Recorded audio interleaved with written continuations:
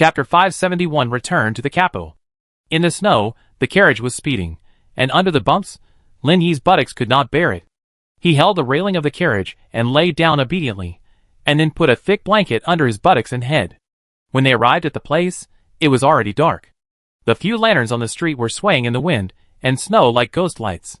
The residents heard the roars of people outside, the neighing of horses, and curiously poked their heads out. When they saw that they were soldiers, they closed the door with a bang. The only inn in Shangwan town was also busy closing the door. The waiter was grunting and grumbling. He was just one piece away from closing it. Suddenly, the door could not be closed. He suddenly raised his head and found a man as tall as an iron tower standing in front of him, with his big palm against the door. Lei Kashan said, "What? Are you not doing business anymore?" Yes. Please come in." "Sir." The shopkeeper hurried out and pushed the dazed boy aside. "What are you doing? Hurry up and feed the horse for sir." "You don't have to worry about feeding the horse. Hurry up and take out all the food you have. We are the Sana army, not bandits," Lei Kaishan said and threw a silver ingot over. "I'll serve you well. There will be a reward." It was windy outside. The shopkeeper held his black cap, stretched his head, and looked at the rat flag fluttering in the wind, and breathed a sigh of relief. It turned out to be the Sana army. "I thought they were just passing by." He put the silver in his pocket without hesitation, and then took down the door panels one by one.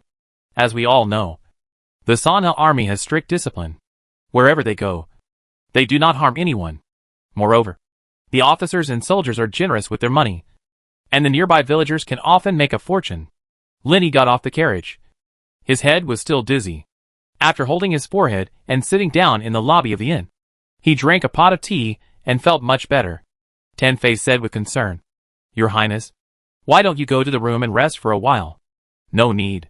Lin Yi disliked the bloated coat, and after taking it off, he was only wearing an inner coat and didn't feel how cold it was. He didn't know whether it was because of the heat released by the snow or because his physical condition had improved. He was more inclined to believe that his physical condition had improved.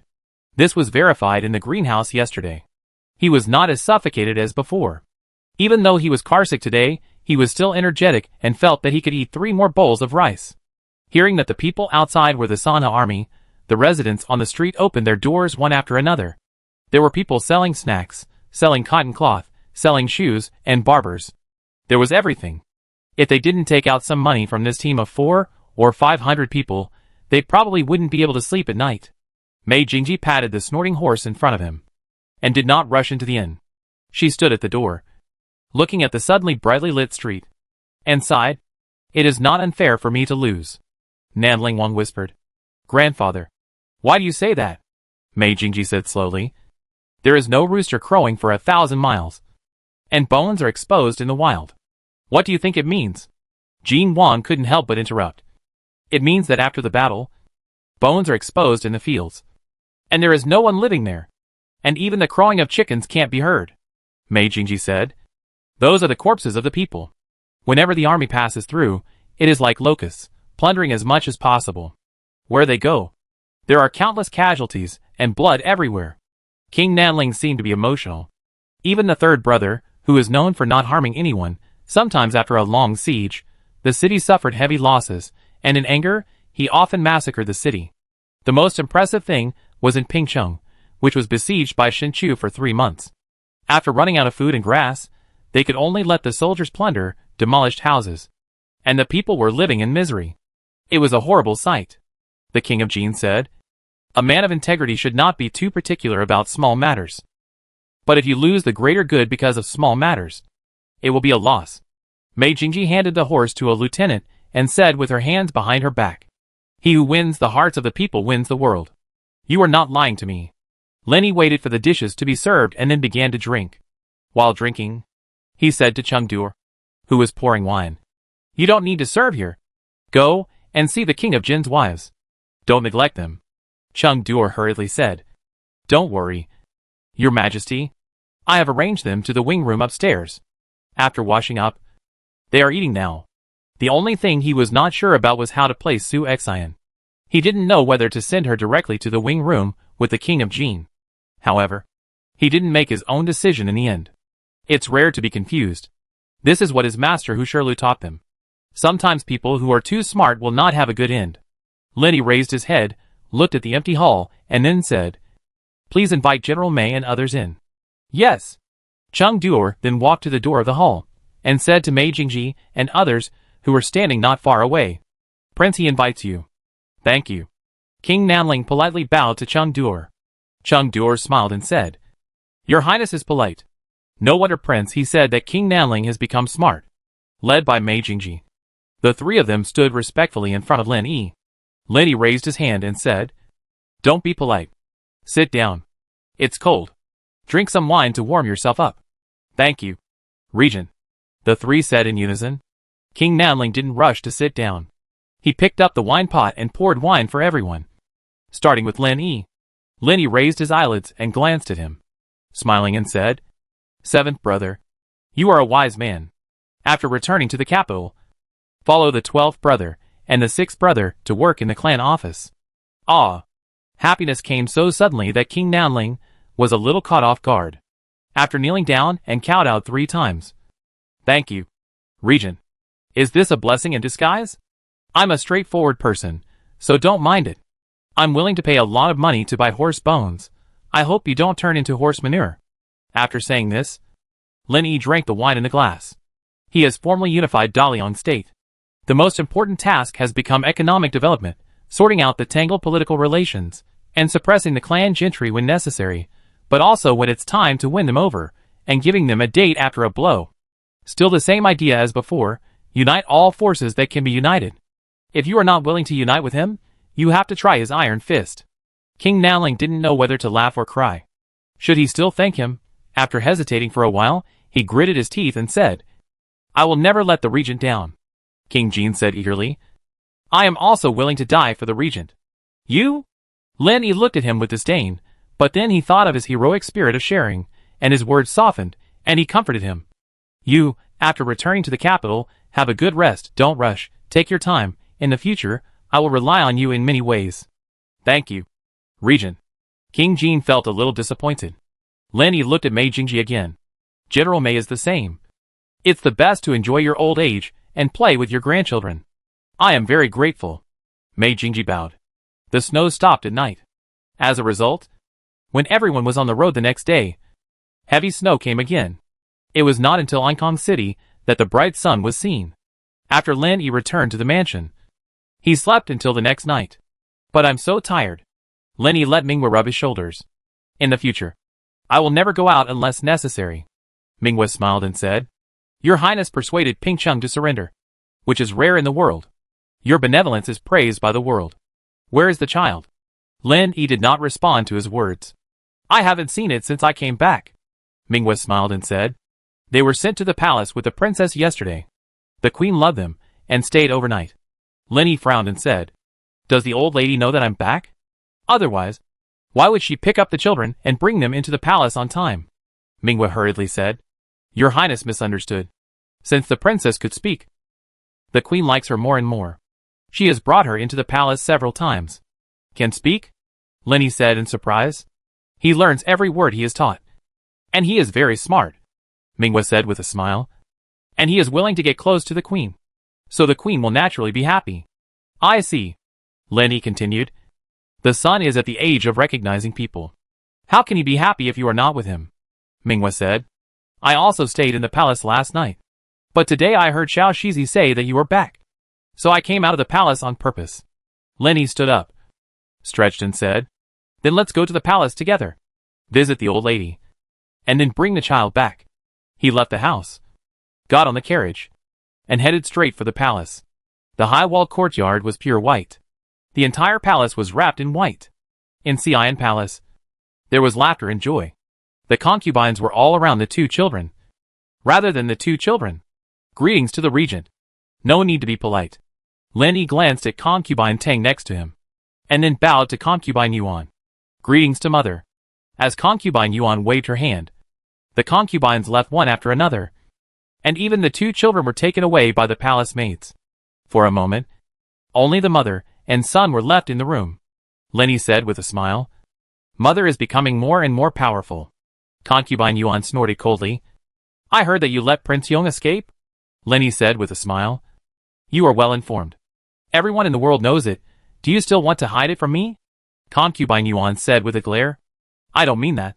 Lenny walked forward, took an orange, peeled it and said, I just don't want you to worry about me. Yes, I worry about you. But you are a troublesome child. Concubine Yuan sighed. You let Prince Yong go.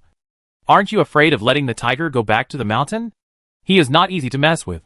When he grows up, he may not remember your kindness. Lenny said. Does mother want her son to bear the reputation of killing his brother? Think about it. Your father did it before. Who would mention it now?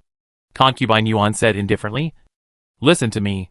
Make a decision early, so that you don't have to worry about it in the future. Lenny shook his head. Son, you are the one who will be punished. Although he has his own considerations, it is better for mother not to ask. Okay. I don't care. Concubine Yuan asked tentatively. Then let me ask you. When are you going to ascend the throne? Lenny was stunned for a moment, and told the truth. Son has never thought about it. At least not for the time being. Concubine Yuan said. Are you worried about your father? As long as you are willing. It doesn't matter if he abdicates. Wasn't it the same for the prince at the beginning? So the prince failed. Lenny said with a smile. Mother, my son is not a fool. Just let him follow his own rules. And you? Just stay in the palace and be well raised. Concubine Yuan said angrily. Anyway, your rules? I don't understand. Everything is ready. What are you still hesitating about? Lenny said casually. If I really ascend the throne, I will have to attend the morning court every day. You know how lazy my son is. He will definitely not get up so early. Are you serious? Concubine Yuan thought of many reasons. But she never thought it was because of this. Because I don't want to attend the morning court. I don't want to be the emperor. What kind of reason is this? Not only that, I have to attend meetings every day and review memorials. You know how tired my father is. Lenny wiped his hands with a handkerchief. And then said, my son doesn't want to follow in his footsteps. Asshole. Concubine Yuan gritted her teeth. Lenny stepped forward to comfort her. Mother, calm down. Since you asked, I will tell you the truth. If I tell you the truth and you get angry again, it will be too boring. You can leave now, said Concubine Yuan. Still angry. I am tired. Then the son left? Lenny said carefully, seeing that the old lady still ignored him. He left the Iron Palace helplessly. Your Highness. Xiao Shizi came to greet him. Lenny asked. How is my father's health at this stage? Xiao Shizi said hurriedly. Your Majesty caught a cold a few days ago. But now, he is recovered and practices sword every day when he is free. Then go and see. Lenny walked towards Qilin Palace again. In Qilin Palace, the father and son looked at each other, and Lenny finally couldn't stand the dullness and said first. I heard that my father caught a cold a few days ago, and I was very worried, so I came to see him specially. Emperor Delong said lightly. I have already written the edict of abdication. You can just use the seal yourself. Lenny was surprised. Why are so many people looking forward to his ascension to the throne today? Why? Emperor Delong snorted coldly. Do you have to let me drink poisoned wine before you can ascend the throne? Lenny waved his hand and said. Father misunderstood. I don't mean that.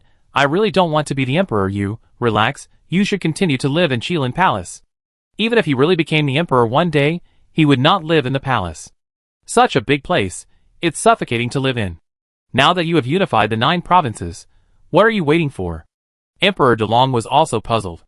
With my father here, I can be protected by his wings. Why should I go out and experience the storm? Lenny smiled and said. Son, you are telling the truth. Emperor Delong frowned and said. I don't understand you more and more. What do you want? Son doesn't want to do anything. I really want to be lazy. I don't want to attend the morning court. I don't want to review memorials. I don't want to listen to people's noise. Lenny sighed. I just want to sleep until I wake up naturally, and count money until my hands cramp. Of course, it would be even better if I could spend the night in Furong's tent, and occasionally write novels. It seems that his novel Soldier King's Son-in-Law has been discontinued. The sales of that novel and the imitation are very good, and it was once expensive in Ankong City. Hey, I can't be lazy this time. I have to keep updating, to save the people of Ankong City from calling him a dog eunuch. Chapter 572 Ginseng Soup. Just because you don't want to attend the morning court, And don't want to review the memorials? DeLong's face was solemn. He always felt that Lin Yi was lying to him. Who would believe this reason? Lin Yi smiled and said, Father, you have to understand, your son has reached this point. Does it matter whether he ascends the throne or not? Whether he is the emperor or not, he is the leader of Daliang state, sleeping drunkenly on the lap of a beauty, holding a murderous sword when awake. Emperor DeLong said, The grand ambitions and hegemony are talked and laughed, but life is a drunken life. Who doesn't love power since ancient times? When I die, you will still have to ascend the throne. Is there any difference between ascending the throne early and late? Lin Yi said. You are joking. Father has a long breath, so he will live 100 years. Emperor DeLong sighed. You know your own body. You won't live for many years. You will eventually sit on the throne. If the throne of the emperor is vacant, all the heroes in the world can chase him away. There will be endless civil strife. Isn't this what you want to see? If there are really so-called heroes, my son really wants them to emerge and catch them all in one fell swoop. Lin Yi didn't care. There are countries without kings in the world, but there are no countries without people. If the people's rights exist, the country will exist. If the people's rights are gone, the country will perish. If everyone has rights, the country will prosper. If everyone has no rights, the country will be abolished.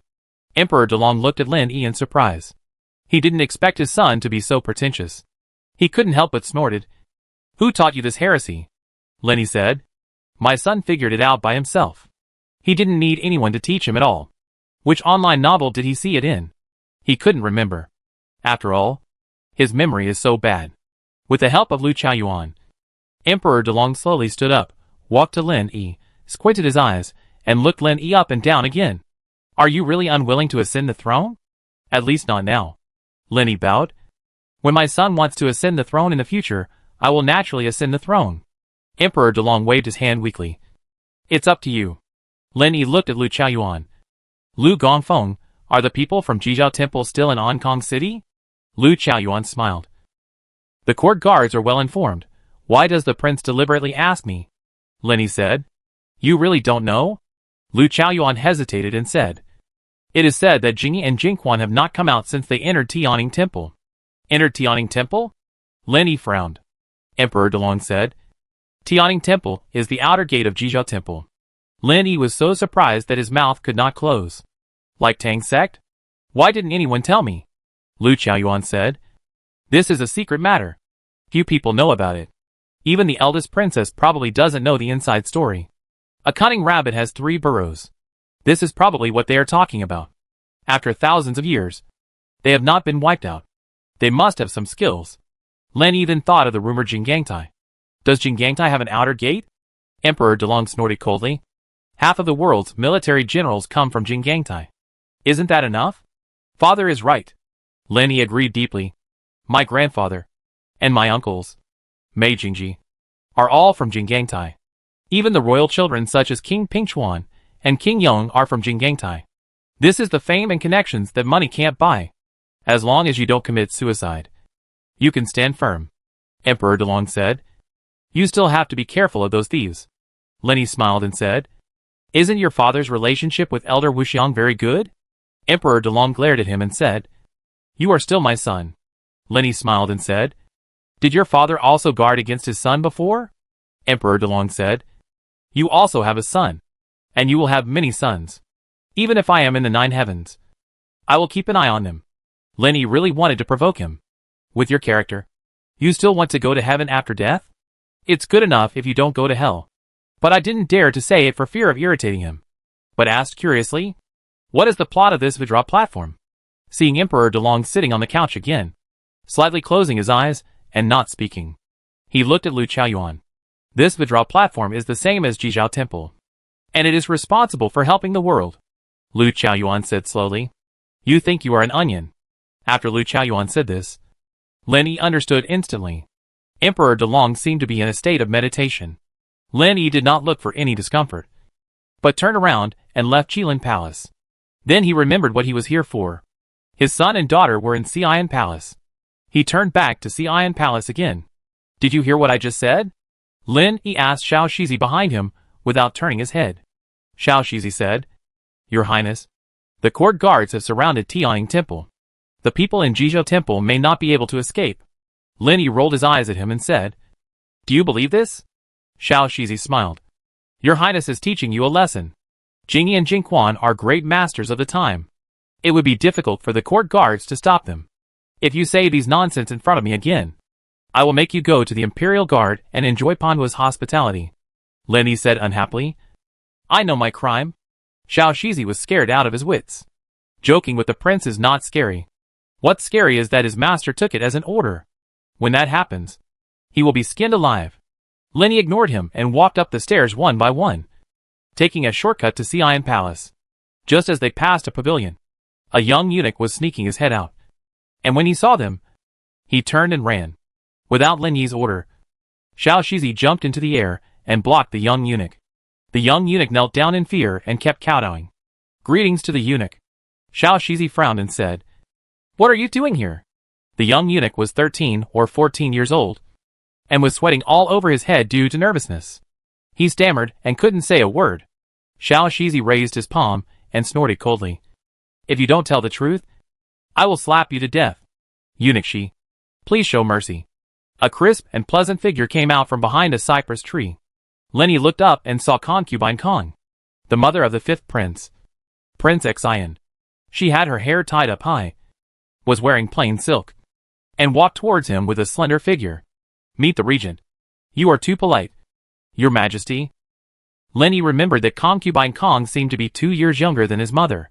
Just because she got pregnant earlier, Prince Xian became his brother. Concubine Kong glanced at the eunuch who was whispering, and smiled with her hands covering her mouth. "This is someone from my palace. I heard that the prince went to Qilin Palace, so I sent him out to inquire about it. I didn't expect that the prince misunderstood me. What does the queen want to see me about?" Lin Yi looked at her face and had to admire his father. His taste was absolutely amazing. This concubine Kong was definitely a disaster. Just the sound of her voice could make people lose control. Seeing this, Xiao Shizi winked at the eunuch kneeling on the ground and retreated together. Concubine Kong stepped forward again, and said with a smile, "I heard that the prince won the battle without bloodshed, avoided the quarrel between brothers, and solved the dilemma of Pingcheng. It is really a cause for celebration. Thank you, madam." Lin Yi looked at her expression and immediately understood what she meant. This woman was testing the waters for her son, Prince Xian.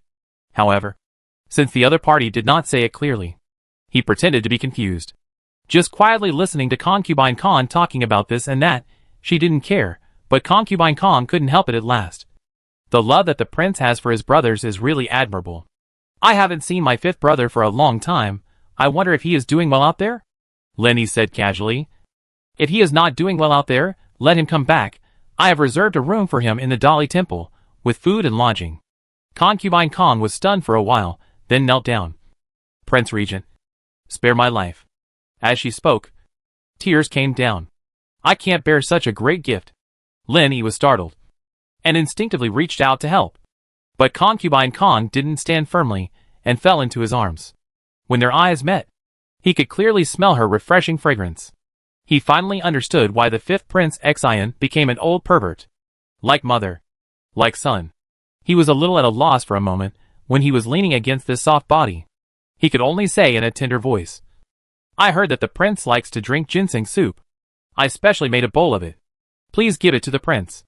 Ginseng soup. Lin Yi hesitated. Should he drink it or not? If he drank it, he would be worse than an animal. If you don't drink, you're worse than an animal. Concubine Kong said with tears in her eyes. "Does the regent also dislike me?"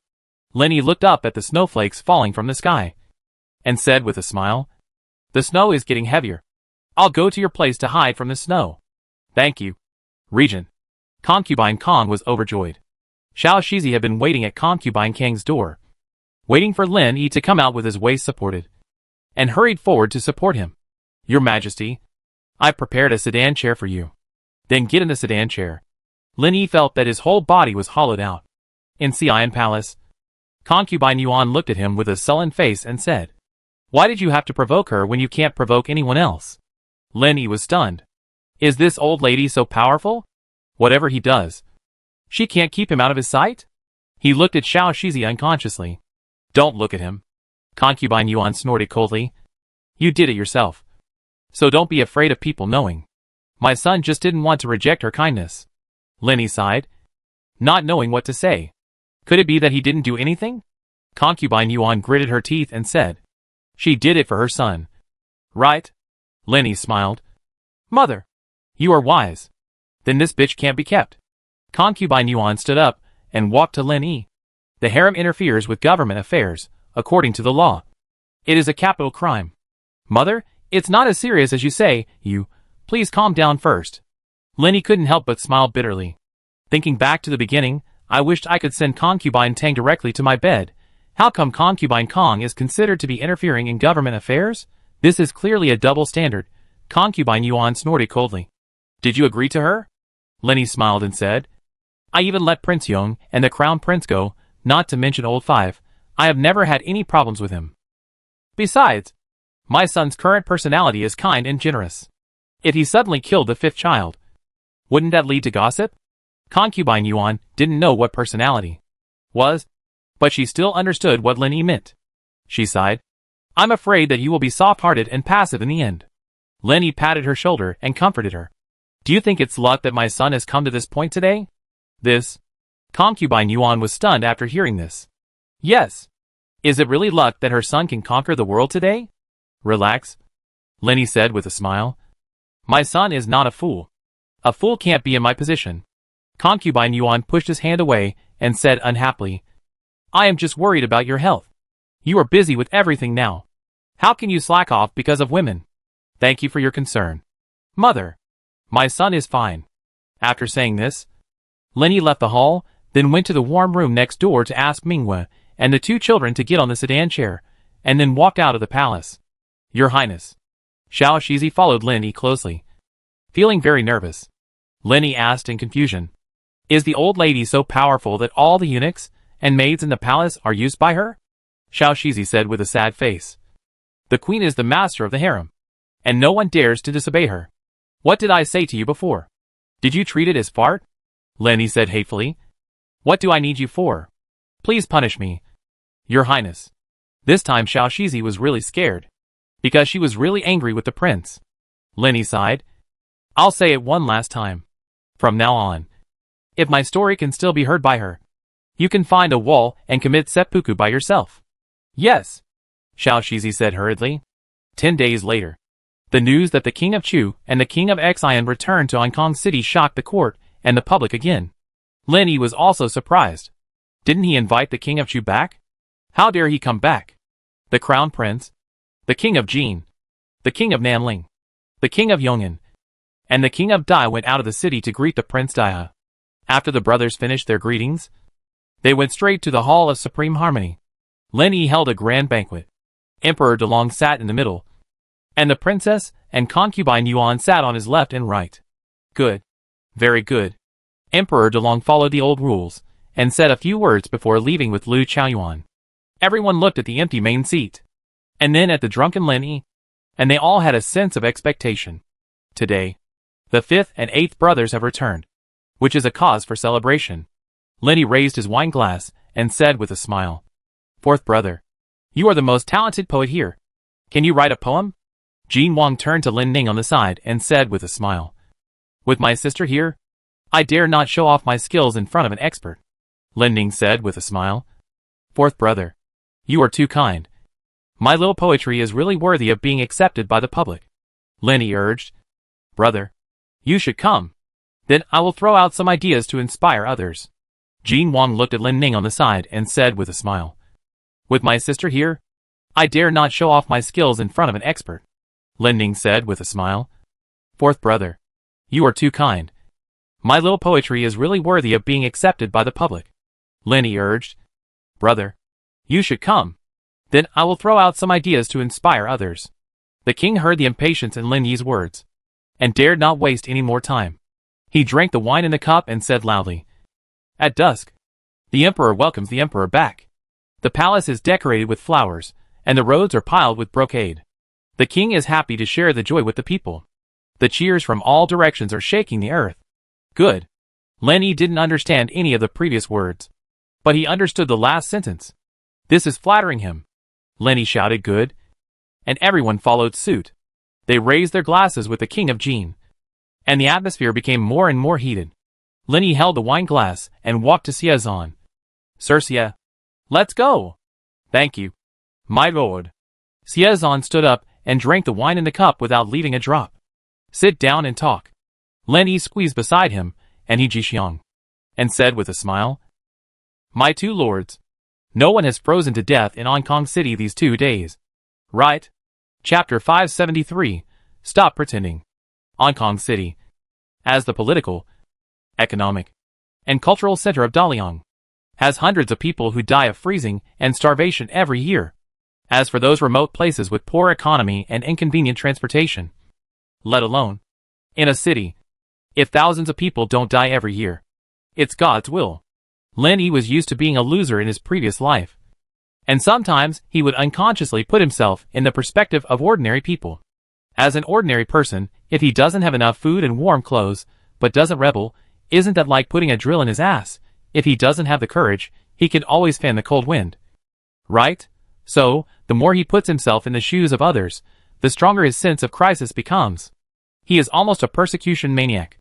Xiazan bowed and said, Your Highness, Hong Kong Prefecture and the military department have built a shelter outside the city, providing accommodation, bedding, padded clothes, and the porridge is cooked all night long. Gan Mao, who was sitting next to Xiazan, said with a bitter face, Your Highness, the porridge is too thick, and the people in the city who are not short of food are coming out to claim it. If this continues, the daily expenditure of money and food is really unsustainable. I think we should think of a way. Is there anyone claiming it? This is Lin. He didn't expect that. The shelter you built is 7 or 8 miles away from the city. It's snowing so heavily. It takes more than an hour to go back and forth. Is it worth it for a mouthful of porridge? Gan Mao smiled and said, Your Highness, it's not just a few mouthfuls. It's a big bowl. And there are sweet potatoes in it. Some people come at night, eat half full, lie down in the shelter, and wait until dawn. They have a full breakfast and lunch. They may stay for 4 or 5 days. Your Majesty, when the weather gets colder, there will be more and more people. No matter how many shelters we build or how many pots of porridge we cook, they will not be enough. It's freezing cold. There is no livelihood, no work, and you can just lie down anywhere. Lin Yi once again put himself in the perspective of ordinary people and immediately understood what these people were thinking. In the middle of winter, the wind was biting. Imagine there was such a place, with food and drink, and a warm calm to lie on. Only a fool would not go there. You could even bring your family and spend the whole winter there. Xiazan smiled and said, Your Majesty is kind-hearted. So you naturally don't know how cunning these people are. Lin Yi sighed. Then you must have a solution? Without waiting for him to speak, he waved his hand and said, Okay, whatever you want. I don't care. According to his guess, it was probably about mixing sand into the porridge, as he Jixiang had told him. However, he was so chaste at that time that he did not agree. He always felt that only a notorious corrupt official like Hushin could do such a thing. However, in the current situation, so many people came to pretend to be disaster victims and eat relief food, it would be impossible not to use this trick. Those who want to take advantage of it will definitely not be able to bear it. Only the truly starving people can tolerate the porridge that hurts their teeth. As for whether stones will appear or not, that is not something that can be considered now. Let's let them live first. Your Highness is wise, the three said in unison. I'm responsible for being smart, and you're responsible for doing bad things, Lin Yi said nonchalantly. The 3 old men's faces darkened. Damn it, this prince is still so shameless, but they can't do anything about it. He Jixiang raised his glass dejectedly and said, I offer a toast to the prince. Thank you. Lin Yi found that he could drink 1,000 cups without getting drunk. How could he drink so much and still be sober? It's unscientific, Xiazan said in a deep voice. Prince, now that the prince is powerful, I think. I don't want you to think. I want me to think. Lin Yi interrupted again. I know what you want to say. I'll tell you in advance. There's no need to invite you again and again. The emperor of my Daliang country is still my father. You don't have to think about anything else. He Jixiang knew the prince very well. And seeing that he was firm and didn't seem to be pretending, he couldn't help but sigh. And then said, I obey your command. Okay. Drink slowly. Lin Yi didn't care about his image at all. and looked for people to clink glasses with. He walked up to the king of Chu and said with a smile, "Eighth brother, I am very relieved that you can come back." The noisy hall of Supreme Harmony suddenly became quiet. Everyone held their breath and could hear a pin drop. King of Chu Lin John stood up and bowed respectfully. "The whole world belongs to the king. No matter where I am a subject of the regent." "Eighth brother, you are too polite." Lenny liked to hear this. "We are all brothers. You don't have to be so polite. Sit down and talk." "Thank you, Regent." The king of Chu still stood obediently, and did not dare to sit down. He also knows his brother very well. He is narrow-minded, holds grudges, and cannot take some words seriously. Lenny looked at the prince again, and said with a smile, "Eighth brother has been away from the capital for some time. Ankong City has changed a lot. He may not understand it very well. Please take care of him." The prince and the king of Chu do not have a good relationship, but they are brothers from the same mother anyway. Lin Yi must let him be the guarantor. If the king of Chu makes any trouble, he will be held accountable. The prince stood up and said bitterly, "I obey your order. Then let's continue drinking." In the end, Lin Yi did not know how much he drank. Anyway, he was already staggering when he went out, after he led the way out of the Hall of Supreme Harmony. The banquet was over. Prince Xian had the opportunity to walk to his mother, Concubine Kong, and kneel down and say, "I am an unfilial child, and I have made you worry." Concubine Kong said with tears in her eyes, "Good boy. You are back. Go." There were so many people in the Hall of Supreme Harmony at the moment, and it was not convenient for her to say more. "My son, I will take my leave." Prince Xian was not a talkative person, and he left with the king of Chu who was waiting for him. Prince Nanling stood in the huge square, looking at the back of the king of Chu who was walking away. His face was so gloomy that water could drip out. "In the future, I will kill this thief with my own hands to relieve my hatred.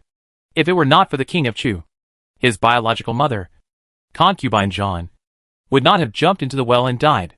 Mei Jingji looked up at the snowflakes in the sky, patted his shoulder and said, "Remember my words. A gentleman's revenge is never too late. Don't act rashly for now. And if you make any noise, the prince will never let you off easily. I think your mother's spirit in heaven doesn't want to see you get yourself hurt for her." "Grandfather." Nanling Wang's tears unconsciously flowed down his cheeks. The wind and snow were getting stronger. The king of Chu sat in the carriage, and from time to time, he lifted the curtain and looked out of the window curiously, and sighed, "I didn't expect that Ankong City has changed so much in 2 years since I came back. I remember that there used to be a slum area in front. How come it has become such a big square now? And the riverside just now used to be full of residents, but now there is no one living there." The king of Jin smiled and said, "I came back only 10 days earlier than you, so I don't know many things clearly. I just heard that after Lao Jiao took charge of the government, he was arbitrary and said he wanted to improve the sanitation environment, which caused public resentment and cost countless silver and money." The king of Chu said, "Sometimes, he does act a little bit foolishly. But you and I are both prisoners now, so we should be careful with our words." The king of Jin laughed. "Alas, people have to bow their heads under the eaves. Do you think he will really let us go in the end?" The king of Chu said, "He even let the third brother escape, let alone us. You still don't understand him. Although he is a little greedy, he has no murderous intention. If the third brother gains power, it will be the end of us." King Jin looked at King Chu in surprise and said, "You have always been on good terms with the third brother, and have been assisting him wholeheartedly. How come you don't trust him?" King Chu pursed his lips and said, "You and the third brother were in the same boat in Pingcheng. Does that mean you trust him?" "Well, you are right." King Jin moved the heater in his hand towards his stomach, and continued, "What about you? If you really come to power, can you tolerate us brothers?" King Chu smiled and said, "If it were in the past, I would definitely tell you that you and I brothers share happiness and difficulties. But now, I will tell you directly that one day when I have power, I will kill all the unfaithful dogs in the world." King Jin and King Xian next to him were stunned at first, but then they understood. Now that the situation is over, the brothers no longer have the ambitions they had in the past. They are disheartened now. They no longer need to pretend to be open-minded, pretend to be generous and kind, pretend to be eager to recruit talents, pretend to love the people like their own children. It's too tiring. Now I don't pretend anymore. I am really a villain.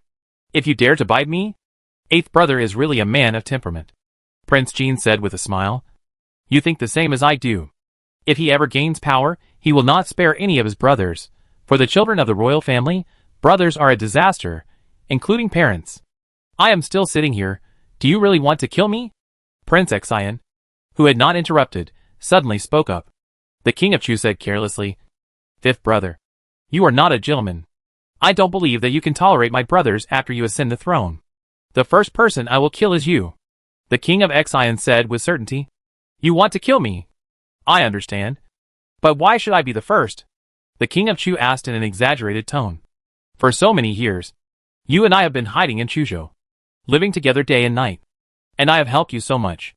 Even if I have no merit, I have worked hard. Right?" The king of Xian said expressionlessly. "It is because we live together day and night. And you know too much, that I can't keep you. What you said makes so much sense. I can't even refute it." The king of Chu sighed. King Jin sighed. "Are you so sure that old Nine won't kill us? You shouldn't have come back. Only he and King Nanling were the worst off. They were forced to come back. Who made old Three so unpromising? He just opened the gate and surrendered." King Xian said. "The situation is over. It's better to give it a try than to live in disgrace." "Hey, why did you leave the city?" King Chu suddenly said. King Jin snorted. "Do you think that returning to Hong Kong City is not living in disgrace?" King Chu frowned. "What do you mean?" King Jin saw that the two were defeated, and said, "Our houses in the city have long been nationalized by the Ministry of Households. Some have been sold, some have been rented out, and some have been used to run so-called new-style schools. Even the prince now lives in old Three's house. Only the 6th and 12th did not move." The king of Chu gritted his teeth and said, "It's absurd. Where do we live then?"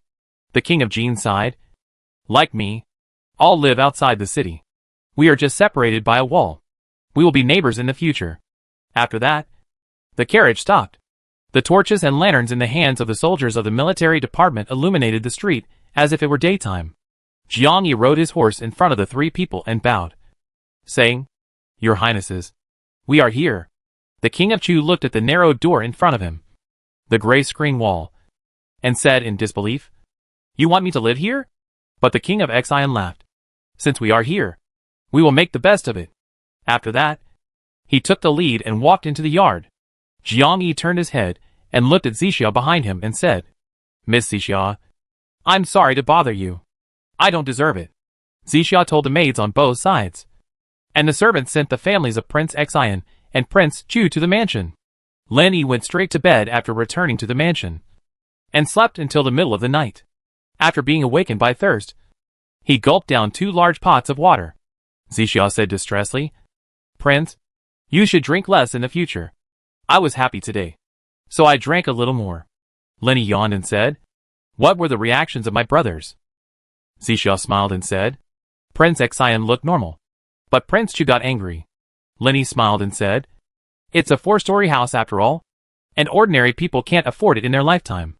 Besides, I can spare their lives, so they should be happy secretly, and never be ungrateful." "Your Highness is right." Zixia thought for a moment and said, "The king of Chu has 2 pregnant concubines. I took the initiative to ask Qin Shilian to check them out. There is nothing serious." "You are right." Lin Yi drank another pot of water in big gulps. Zixia hesitated and said, "Your Highness, Miss Su Xian, didn't I ask you to settle her in Guan Shuqi's house? What happened to her?"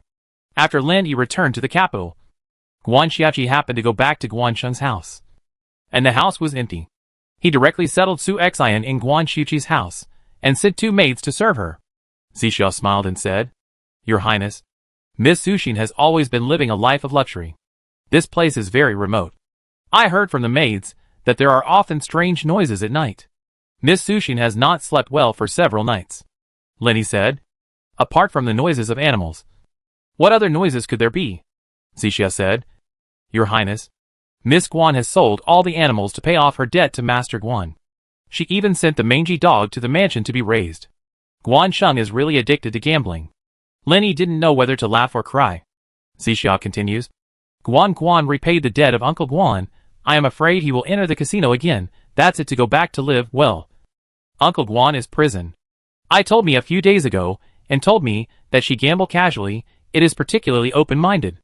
As a result, it's really gambling now. I couldn't sit still. Lin Yi decided that if you see Guan Xuqi, he must be good at it. What you say is different from what you do, Zixia rode. Where is this gambling? Without it, there was no way back. Say too. Lin Yi thought for a while. Said, you have time to go to her house to see. Send some silver to the past. Zixia smiled and laughed. Princess Compassion, 202 came out of your own silver, let people send it. Do you say that the princess is rich? Lin Yi remembered what Du Yingyang said to him again. Both eyes are shining. Chapter 574, Rich Merchants. If there is a chance to live off someone, he will definitely not refuse. As for face, does Lin Yi lack this?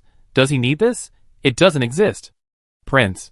Zixia has been taking care of Lin Yi since she was a child. She knows him too well, and seeing his expression at this moment, everything is self-evident. I'm asking you a question, just answer it, don't dilly-dally. Lin Yi urged. You've been with her for quite some time, tell me what you think. Don't try to hide it from me. This. Zixia was a little hesitant. It's true that she is with the prince, but she's not stupid enough to offend the princess. If nothing unexpected happens, princess, who will be the queen of Daliang in the future, I will definitely have to depend on the princess's face for my life in the future, especially after I get old and lose my beauty. Seeing that the prince was still staring at her, she could only helplessly say, Prince, the princess is indeed a heroine, and she is good at making money. I am not as good as her. Lin Yi smiled and said, I will turn over the princess's card tomorrow. Mingwei and Zixia are good at financial management. They are not as good as her? Isn't the meaning very obvious? Hu Mei is rich. I obey your command. Zixia smiled bitterly. I can't sleep now. Lin Yi looked at the heavy snow outside the window and smiled. Let's go to Miss Sushi to see her. Zixia was stunned and said, Prince, it's freezing outside, and you just woke up from the alcohol. Why don't we go at dawn? No problem. I'll take it as getting up early to exercise. Lin Yi thought for a while and said, No need to prepare a car. Just walk there. Yes. Zixia couldn't resist and had to go down. Jiang Chou was leaning against the pillar of the corridor with his sword in his arms. Feeling sleepy. Hearing footsteps, he quickly opened his eyes and bowed to Zixia, who was approaching him. Miss Zixia, do you have any instructions? I don't dare to take your instructions. Zixia smiled and said, The prince wants to go to Miss Guan's room now, and I have to trouble Brother Jiang to prepare some things. Jiang Chou looked up at the dark sky and said in surprise, It's so late. Zixia smiled and covered her mouth. These are not things that we servants should worry about. Jiang Chou, he said seriously. Miss, you are right. It is late at night, and the wind is strong. I was just worried about the health of the prince. Zixia said. The prince insisted on walking. It was useless for me to persuade him. You know the road to Miss Guan.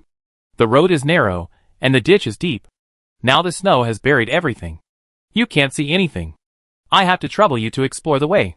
Jiang Chou bowed and said, Miss, don't worry. I will arrange for someone to clear the snow on that road. Thank you. Zixia also bowed. After returning to the house, she put the coat on Lin Yi and said with a smile, This is made by the princess herself. Is it made of fox fur? Lin Yi said with a smile. In the future, see if there is a mink coat and ask someone to make one for you. Your Majesty, you have several. Zixia said with a smile. I have a mink coat? Lin Yi didn't remember wearing one before. Why not? Zixia resisted the urge to roll her eyes. I gave it to you before, and you thought it was tacky. Then let it air out and wear it later. Lin Yi touched his nose and said, If I don't wear mink, I can't show my identity. Yes. Zixia agreed helplessly. They and the prince really did what they wanted, and there was never a definite answer. Lin Yi, wearing long riding boots, accompanied 5 guards, and walked through the thick snow that covered his ankles to Guan Xuqi's house. When they reached the path beside the stream, he looked at the snow that had been cleared and said with a smile, You are not afraid of trouble. Am I so delicate? Jiang Chou bowed and said, This is what I should do.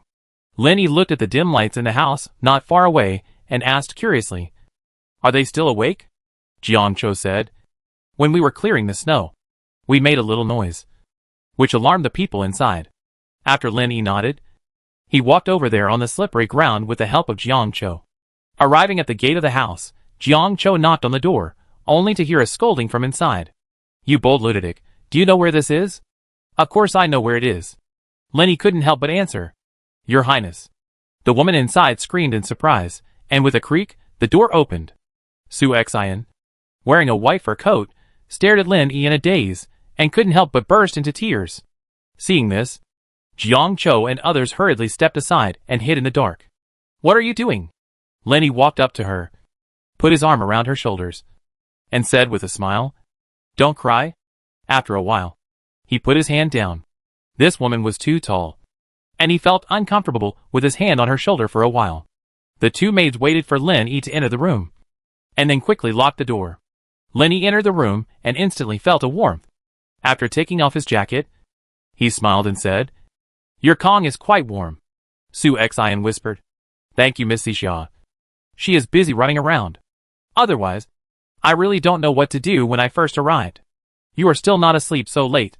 Do you want to become an immortal? Lin Yi looked at her bright face, and his heart was moved. In terms of youthful vitality, among all the women she had ever seen, Du Yinyang was the best. In terms of charm, concubine Tang was incomparable. In terms of coquettishness and coaxing, concubine Kong surpassed all the other beauties, making people feel happy both physically and mentally. However, in front of Su Xian's sexiness, it seemed that none of them were worth mentioning. Otherwise, he really didn't want to make things so awkward with the king of Jin. This is his brother's woman. His brother didn't even ask him for extra money. He is really a brother. Prince.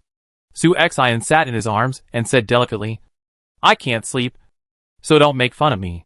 Okay. Don't feel wronged. Lin Yi looked around the room again and sighed. I came back in a hurry, and there is no good place to put you. You just feel wrong for a while, and wait for me to find a house for you, and then move in.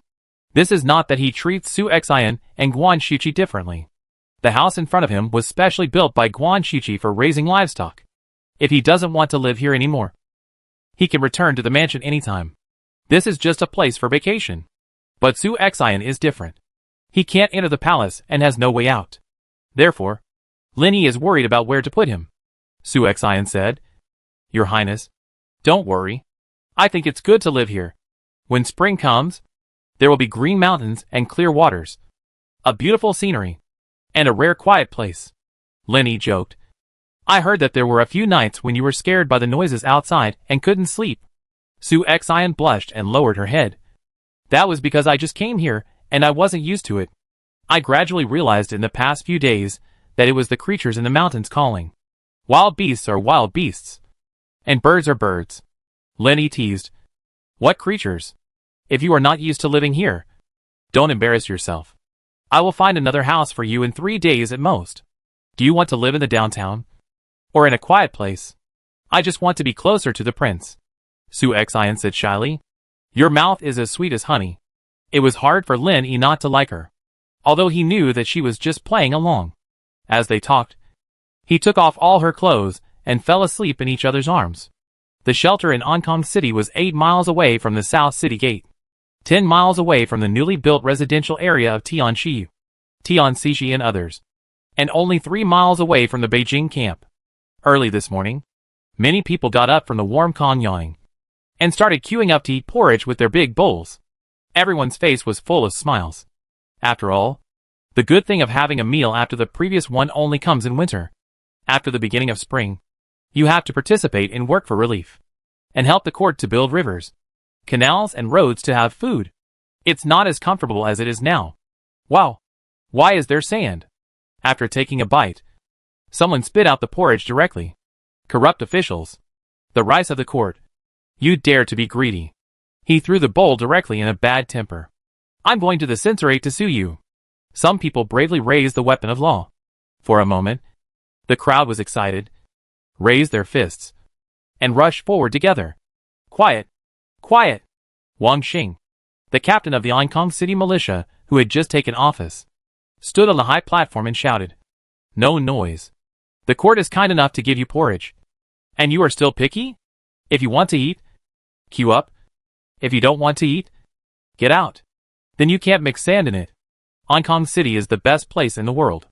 If you do this, where is the court's dignity? Where is the face of the saint? A middle-aged man in a tattered jacket said indignantly. It's difficult for the court. 2. You have to understand the court. The court has allocated food. But there is only so much. It is impossible for them to give it to you without any consideration. Right? There are more refugees in the world than just Hong Kong City. There are even more people starving in Jizhou, not far away. They can't even eat porridge with sand in it. What? You are human beings.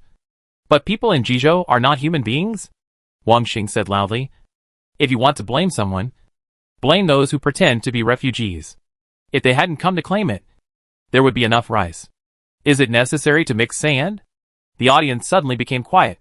Suddenly, an old man wearing a big coat with old cotton wool showing pointed at a middle-aged man wearing a small hat next to him and said, I know you. You live in Dying Hutong. You run a tofu shop. And you live in the first courtyard. You are here to steal our food. You are more and more like that. I was wondering why you look so familiar. It turns out that you are the owner of the tofu shop. Lu, your whole family is here. Do you have any shame? Many people looked at the middle-aged man called Lu. And some of the brave ones even pushed him. Hey, what do you want to do under the emperor's feet? Are there no laws? Manager Lu staggered after being pushed, and hurriedly took another step forward, pulled his 2 children to his front, and protected them in his arms, and then took advantage of the moment when everyone was stunned, pulled the 2 children up, and hurriedly ran away. His wife didn't react, and in order to keep up with them, she ran in a hurry, stepped on the slippery ground, and fell flat on her face. Everyone laughed. What about you? I remember you too. Your family was relocated from Juma River. Now you live in a 3-story house next to Chungxianglu. You dared to come out and ask for relief. Manager Wang. Your family runs an oil mill. Are you short of food? Master Jiang. Do you remember me? I worked as a helper in your house. Are you trying to steal food from us poor people? Is it necessary? Tong Laosan. We are neighbors. I don't care about you. But you are making a fuss. Your son is a servant of Hong Kong Prefecture. And he gets paid every month. Family members of officials dare to receive relief? How shameless. I will definitely file a complaint with Hong Kong Prefecture. Too outrageous. When they heard that the other party was a family member of an official, they became even angrier. No. I was wrong. Isn't that okay? The old man, known as Tong Lao San, covered his face and fled. He was afraid that it would affect his son's future. Everyone in the crowd reported each other, and many people ran away in shame. Brother, you are wearing a silk jacket, and your family can't even afford to eat? The jade ring on your hand. It can be worth 100 taels if you sell it. Right? The shelter square turned into a bustling vegetable market. Lenny stood not far away, and said with a smile, This Ma Jie is really cunning. He actually dragged Wang Xing out to take the blame. Hasn't this guy been in Sanha all the time? Why did he suddenly run out? Han Deqing said. Wang Xing has been in Hong Kong City for half a month. He wants to be an official in Hong Kong City. He is looking for ways everywhere with money. He definitely can't be a civil official without academic qualifications. As for being a military officer, his martial arts skills are sparse, and no one is willing to look at him. There happened to be a vacancy for the captain of the militia these days, and Lord Ma Jia let him take it up. He was extremely happy, and invited us to Chungxianglu for a drink that day. Lenny asked casually, Who is now the captain of the militia in Baiyun City? Han Deqing said. The prince also knows this man. He is Fan Bin, the disciple of old master Wang Qingbang, the one who raises pigeons? The prince has a good memory. Han Deqing complimented. This guy has also trained many disciples. And now many flag officers in the army are his disciples. Are these old guys like Wang Chung still in Hong Kong City?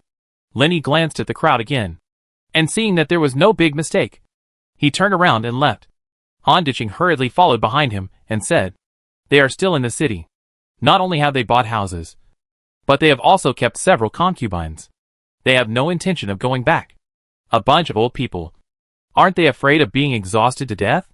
Lenny said jealously. The lunch auction will be held in a few days. You should pay attention to their movements and don't do anything weird. When it comes to auctions, there is nothing to fear except collusion. If they collude and lower the bid price unanimously, it will be from him. Take money out of your pocket? He can't bear it. Han Deqing understood what Lenny meant, and said, The people who came to bid this time came from all over Daliang, and they were determined to win. Although Wang Chung has some ability, he is not so powerful that he can do anything. That's true. Jin Buwan is rich and powerful, And he will definitely not give Wang Chung face. Lenny said with a smile.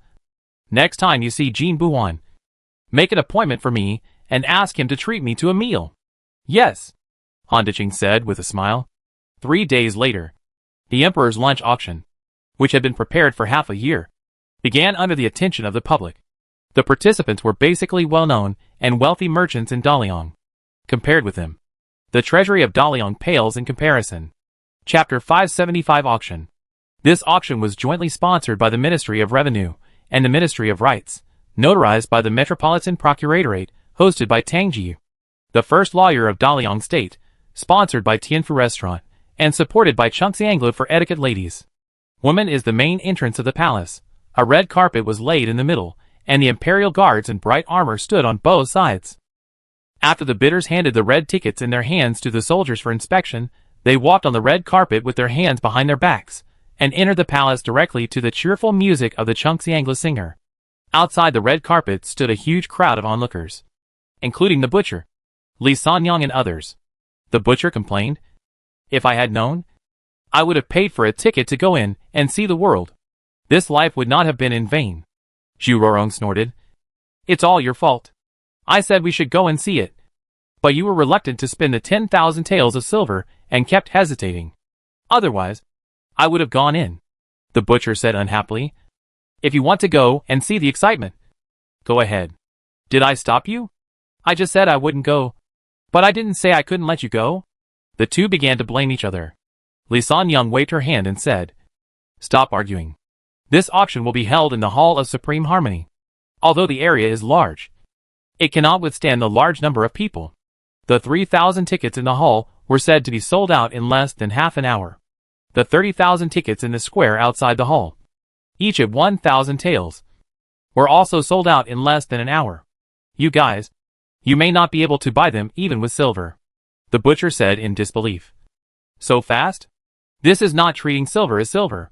How can you be so willing to spend?" Wang Xiuxuan on the side curled his lips disdainfully and said, "This auction has been planned for half a year.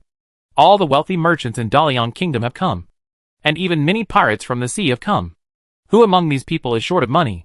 Only we are. Haggling over such a small amount of silver. It's boring to live." The butcher frowned and said, "What are these pirates doing here?" Wang Xiuxuan said with a smile, "Of course they are giving money to the prince. The emperor's lunch auction. They may not have a chance. But there is a charity auction later. All of which are the personal belongings of the current emperor, such as calligraphy and paintings, jade and so on.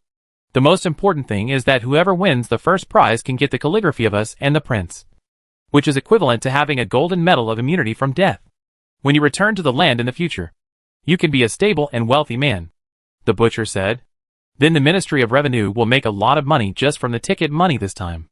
Wang Xiuxuan pointed to a few sneaky figures in the crowd and said with a smile, "It's not just the Ministry of Revenue, but also these patchwork people.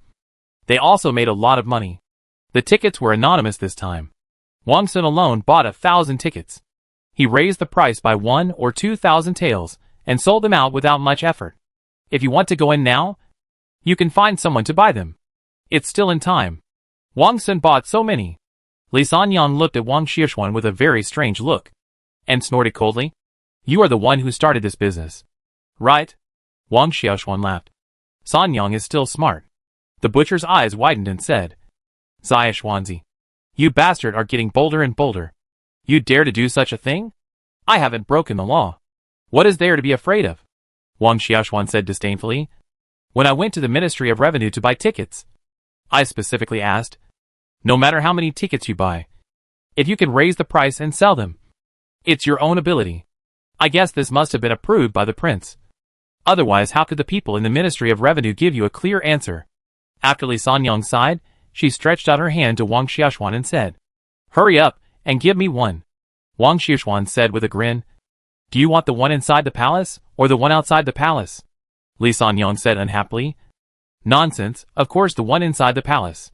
Wang Xiuxuan said with a smile, "The one in the middle of the first 4 rows in the palace, I charge 30,000 taels. If I sell it to others, we are acquaintances, you can give me 14,600 taels, the cost price." Li Sanyang snorted coldly, "Wang Xiuxuan, you are so evil-minded. It's fine if you make money from me, but you dare to make so much? You are wrongly accusing me. The tickets for the first row are 50,000 taels, the second row are 30,000 taels, the third row are 21,500 taels, the fourth row are 14,500 taels. I'll give you 14,600 taels, and I'll make 100 taels. Is it too much? After Wang Xiaoshuan finished speaking to Li Sanyang, she said to Jiang the butcher, the 10,000 taels you just mentioned are for the fifth row. The further you go, the cheaper it gets. For example, the last row is only 3,000 taels. Do you want them? If you want, I'll only add 100 taels. It's hard for you to say so much. It seems that the Ministry of Revenue has a lot of tricks. Li Sanyang took out the silver bills from her pocket and handed them over. Give me the tickets. Wang Xiaoshuan made 100 taels of silver from her, which is not too much. Zhu Rorong gritted his teeth and said, I'll go in and join in the fun. In the last row. After saying that, he looked at Jiang the butcher. What do you say this time? Go. Of course I'll go. Jiang the butcher took out the banknote without hesitation, threw it to Wang Xiaoshuan and said, You really made a fortune this time. At least 1,000,000 taels. Right? No business can make money like Wang Xiaoshuan's.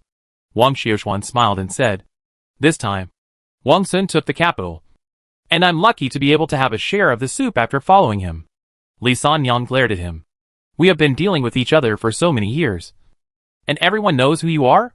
If you just want to drink some soup, why are you working so hard? Wang Xiaoshuan said with a wry smile. I have been released from the Beijing camp now, and I don't have much to do. If I don't do this, what else can I do? It's better than doing nothing. Right? Okay. I won't argue with you anymore. Li Sanyang found the small mirror tucked into her waist, tidied up the loose hair on her forehead in front of the mirror, and was about to step onto the red carpet when she was stopped by Wang Xiaoshuan. Wang Xiaoshuan said, Although you are good-looking, shopkeeper Li, there is an old saying that clothes make the man, and saddles make the horses. If you go in with this short dress, people will inevitably look down on you. There is a stall of Chungxianglu on the corner, which can help with makeup and red clothes. You might as well go and have a look. Li Sanyang said. Don't tell me this is your business again? Wang Xiaoshuan said with a smile. Tong Jinhua's business. I just helped to come up with an idea. Wang Xiaoshuan. Li Sanyang gritted her teeth and said, This time I'm really not done with you.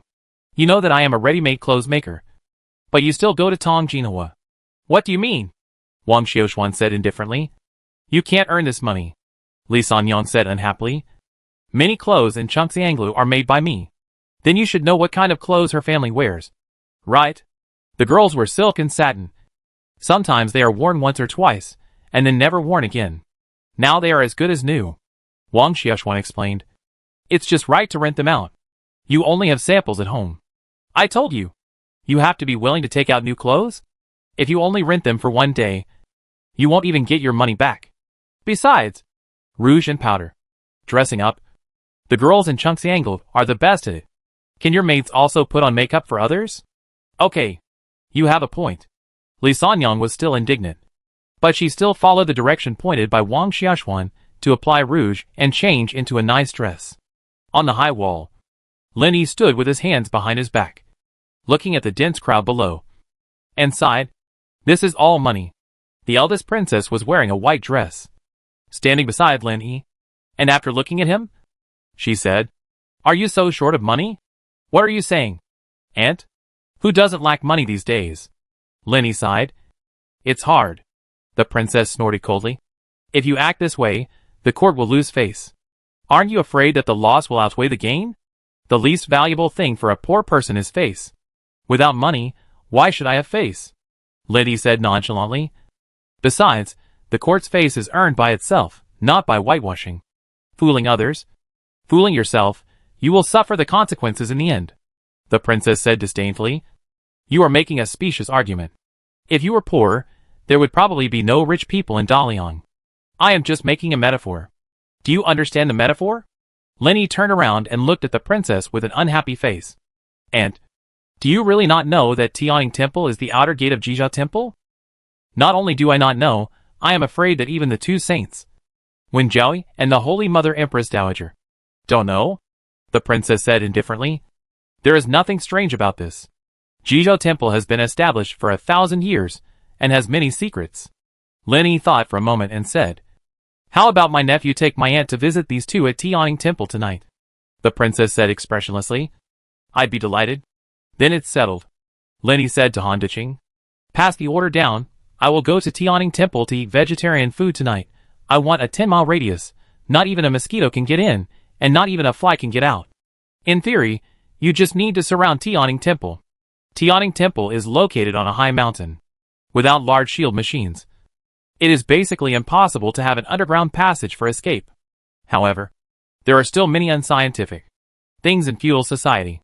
Secret passages, underground palaces, and secret rooms seem to be easy to dig out without spending money or effort. For safety reasons, the scope of the blockade should be expanded." "Yes, sir," Han Diqing hurriedly responded. When the auction was in full swing, the Beijing camp, the military department, and the imperial guards were dispatched together. In and outside the city, such a sudden commotion made many people feel uneasy, especially the hundreds of black cannons pulled by horses on the official road. Those who didn't know would think that they were going to march to the northern frontier again. Every winter, the Watan people would come south to forage for grass and valleys. The mountains were covered with snow. Pan Duo looked at the closed gate of Tianing Temple, then turned around and looked at the soldiers in black armor, and said to the leading General Wei Yishan next to him, "In your opinion, will the thieves inside suddenly attack?" Wei Yishan shook his head and said, "If they want to come out, they should come out while we are mobilizing troops. Now that we have finished the arrangements, I am afraid they will not come out." Pan Duo nodded and said, "That's right." In the evening, the sun set again, and the temperature rose sharply, and a strong wind blew. When the heavy snow came, many soldiers who were cooking were caught off guard.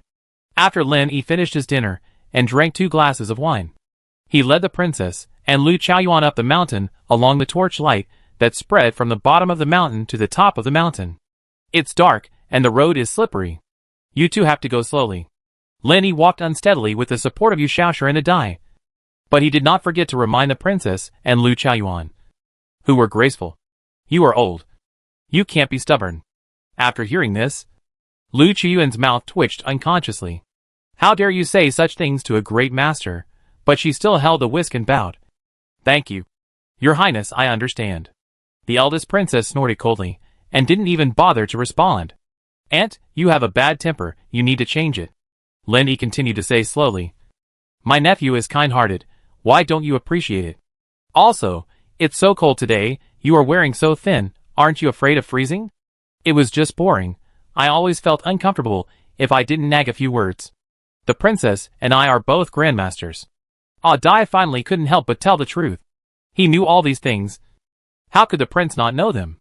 Their prince was confused today, and he was not as smart as him. Thinking of this, he couldn't help but show off proudly. Grandmasters are immune to cold and heat, and are not afraid of cold or falling. That's right. That's right. Yu Shaoshi also said. As the two finished their words, the air suddenly became quiet, and the guards even held their breath. Yu Shaoshi and Adai couldn't help but shudder. They looked back at the same time, and met the cold eyes of the steward. They immediately felt like they were falling into an ice cave. Ha. The princess finally couldn't help but burst into laughter. "It doesn't matter." Lin Yi's face turned black, but he still pretended to be generous and said, "Since you can be immune to cold and heat, I guess you have learned the fasting long ago. It's really admirable." Adai said, "Your Highness, fasting doesn't allow people to eat. I'm not stupid, so I won't learn it. I'm hungry if I don't eat for a meal. Learning has no end. You have to learn. How can you make progress without learning?" Lin Yi said as he walked. "Starting tomorrow, you will start to learn fasting, and see if you will be hungry after not eating for 3 days. Xiaoyingzi, you teach them how to practice. Remember, don't be too merciful. It's all for their own good." "I understand." Hong Ying responded with a smile. Yu Shaoshi and Dai were stunned. What did they do wrong? On the top of the mountain, the cold was even worse. Lin Yi wrapped his clothes tightly, stretched his hands over the blazing fire, and then said, "Does anyone bring sweet potatoes? Roasting sweet potatoes is pretty good." Zhang Mian immediately said, "Your Highness, wait a moment." Lin Yi said, while roasting sweet potatoes, "Don't be in a daze. Go knock on the door. It's not a good way to treat guests to leave me outside." "Yes." Everyone responded with a roar. The one who knocked on the door was the newly promoted Grandmaster Zhou Jing. He was wearing a brand new 1,000 household uniform, holding a sword, and after symbolically pulling the door knocker, he said loudly, "The regent is here in person. Why don't you open the door quickly to welcome him? Don't be lazy." After waiting for 3 breaths, there was no movement at the door. He took a step back. According to the rules, a soldier should hold a log and knock on the door. Chapter 576, the wrong script. As expected, a lieutenant shouted, "Knock on the door." Lenny said dissatisfiedly, "You took so much trouble to carry so many cannons here. Are they for display? Since they are here, they can't be wasted. Let's hear the noise first." The cannons of Dalian originally weighed only 700 to 800 kilograms. Now, after several improvements by the craftsmen of the Academy of Sciences, the heaviest ones are heavy cannons built in imitation of the Western cannons, each weighing more than 3,000 kilograms. After going up the mountain, he saw 4 cannons at once. He didn't know how they carried such heavy cannons up the mountain without engineering machinery. They were not afraid of being exhausted. "Your Highness." Wei Yishan was stunned. "What do you mean by listen to the sound? Fire the cannon to hear the sound? Can you fight like this? Are you kidding? Lord He Jixiang didn't teach them that. Besides, the wall was so low that you could just kick it over. Not to mention using cannons to bombard it. There was no need to even knock down the door." Even the eldest princess next to him was stunned. "Isn't this nonsense? Your Highness is wise." Zhang Mian sighed in his heart. "You are worthy of being called a prince. You can say anything, and dare to do anything," he said to the people of the military department behind him. "Come on, set up the cannons." Not only did the Beijing camp have cannons, they also brought 2 light cannons with them. Wei Yishan sighed, "The old ones are still the wisest." He hesitated for a moment, and let Zhang Mian take advantage of the opportunity. A dozen soldiers of the military department, wearing heavy armor, pushed the light cannon whose wheels had sunk into the snow with great effort. After the muzzle was placed facing the gate, an officer held a torch, waiting for orders. Zhang Mian looked at Prince He. As long as Prince He gave an order, the gate in front of him would be annihilated in an instant. Lenny cleared his throat, and was about to give orders. Suddenly, with a creak, the tightly closed gate opened. On the steps, there stood a slim girl holding a long sword. Zhang Mian walked up to Lin Yi and whispered, "Prince, this woman is Yi Jinyu, the saint of Jijiao Temple." Lin Yi smiled and said, "I know her. We've dealt with her several times. Back then, when he was in Sanhe, Yi Jinyu broke into Prince He's mansion at night and asked him a few inexplicable questions, but she returned disappointed. After not seeing each other for a few years, he didn't know how good Yi Jinyu's kung fu was, but her beauty had become more outstanding. Perhaps it was because the melon was ripe. He really wanted to ask, 'Miss, is your melon ripe?'" Yi Jinyu's eyes also drifted towards Lin Yi and the princess, and she bowed and said, "Greetings to the regent." "Princess." Lin Yi smiled and said, "Miss Yi, we meet again, and you are getting more and more beautiful. Honesty is a necessary quality for a man." When Yi Jinyu heard this, her face turned cold, and then she said, "My master wants to see you." Then she turned and left. "Let's go in and see what they are up to. If they dare to do anything, we'll kill them." After saying that, Lin Yi and the princess led a group of great masters straight into Tianning Temple. A faint fragrance wafted into the air. After turning left and right, the winter sweets bloomed in the cold wind, reflecting the red walls, which was as beautiful as a painting. Under Yi Jinyu's guidance, everyone stopped at the door of a large Buddhist hall. Yi Jinyu said, "Master, no need. We are all old acquaintances." Lin Yi didn't have the patience to wait for her to report, so he walked in. After seeing the 2 beautiful faces, he said directly, "Master Jingyi, Master Jingquan, I haven't seen you for a long time. I miss you so much. How are you?" The huge Buddhist hall was lit up by lights, just like daytime. The Buddha statues were more solemn in the lingering smoke of incense and candles. Lin Yi put his hands together and said sincerely, "Great and merciful Guanyin Bodhisattva, please help me get rich. Make a lot of money." "Amitabha, you asked him if he believed in Buddhism?" "Of course he did. Otherwise, how could such an unscientific thing as time travel happen to him? And it seems that his luck has always been good." After hearing what Prince He said, everyone couldn't help laughing. In front of the Buddha's seat, "I hope, Prince, he will be careful with what he says. Jing Quan said with an unpredictable look. People in the world pray to gods and Buddhas. And what they ask for is nothing more than what they lack. Such as money, power, health, etc. Lin Yi said confidently. I lack money. I asked Buddha to make me rich. Why not? You? Jing Quan gritted his teeth in anger. Junior sister. The head of Jizhao Temple. Jingyi, who had not said a word from beginning to end, stood up from the futon, slowly walked towards Lin Yi and the princess, put her palms together and bowed. I, Jingyi, pay my respects to the regent, princess. Lin Yi looked at the empty Buddhist hall, put his palms together again and said, None is indeed a polite person, but we have come all the way here. Why don't you bring us a chair and a cup of tea? Your Majesty, please forgive me. Jingyi apologized. The Buddhist hall is simple, and it is not prepared. Then forgive me. Lin Yi said generously. Jingyi said calmly. Why did the prince come to Tianying Temple with such a large force?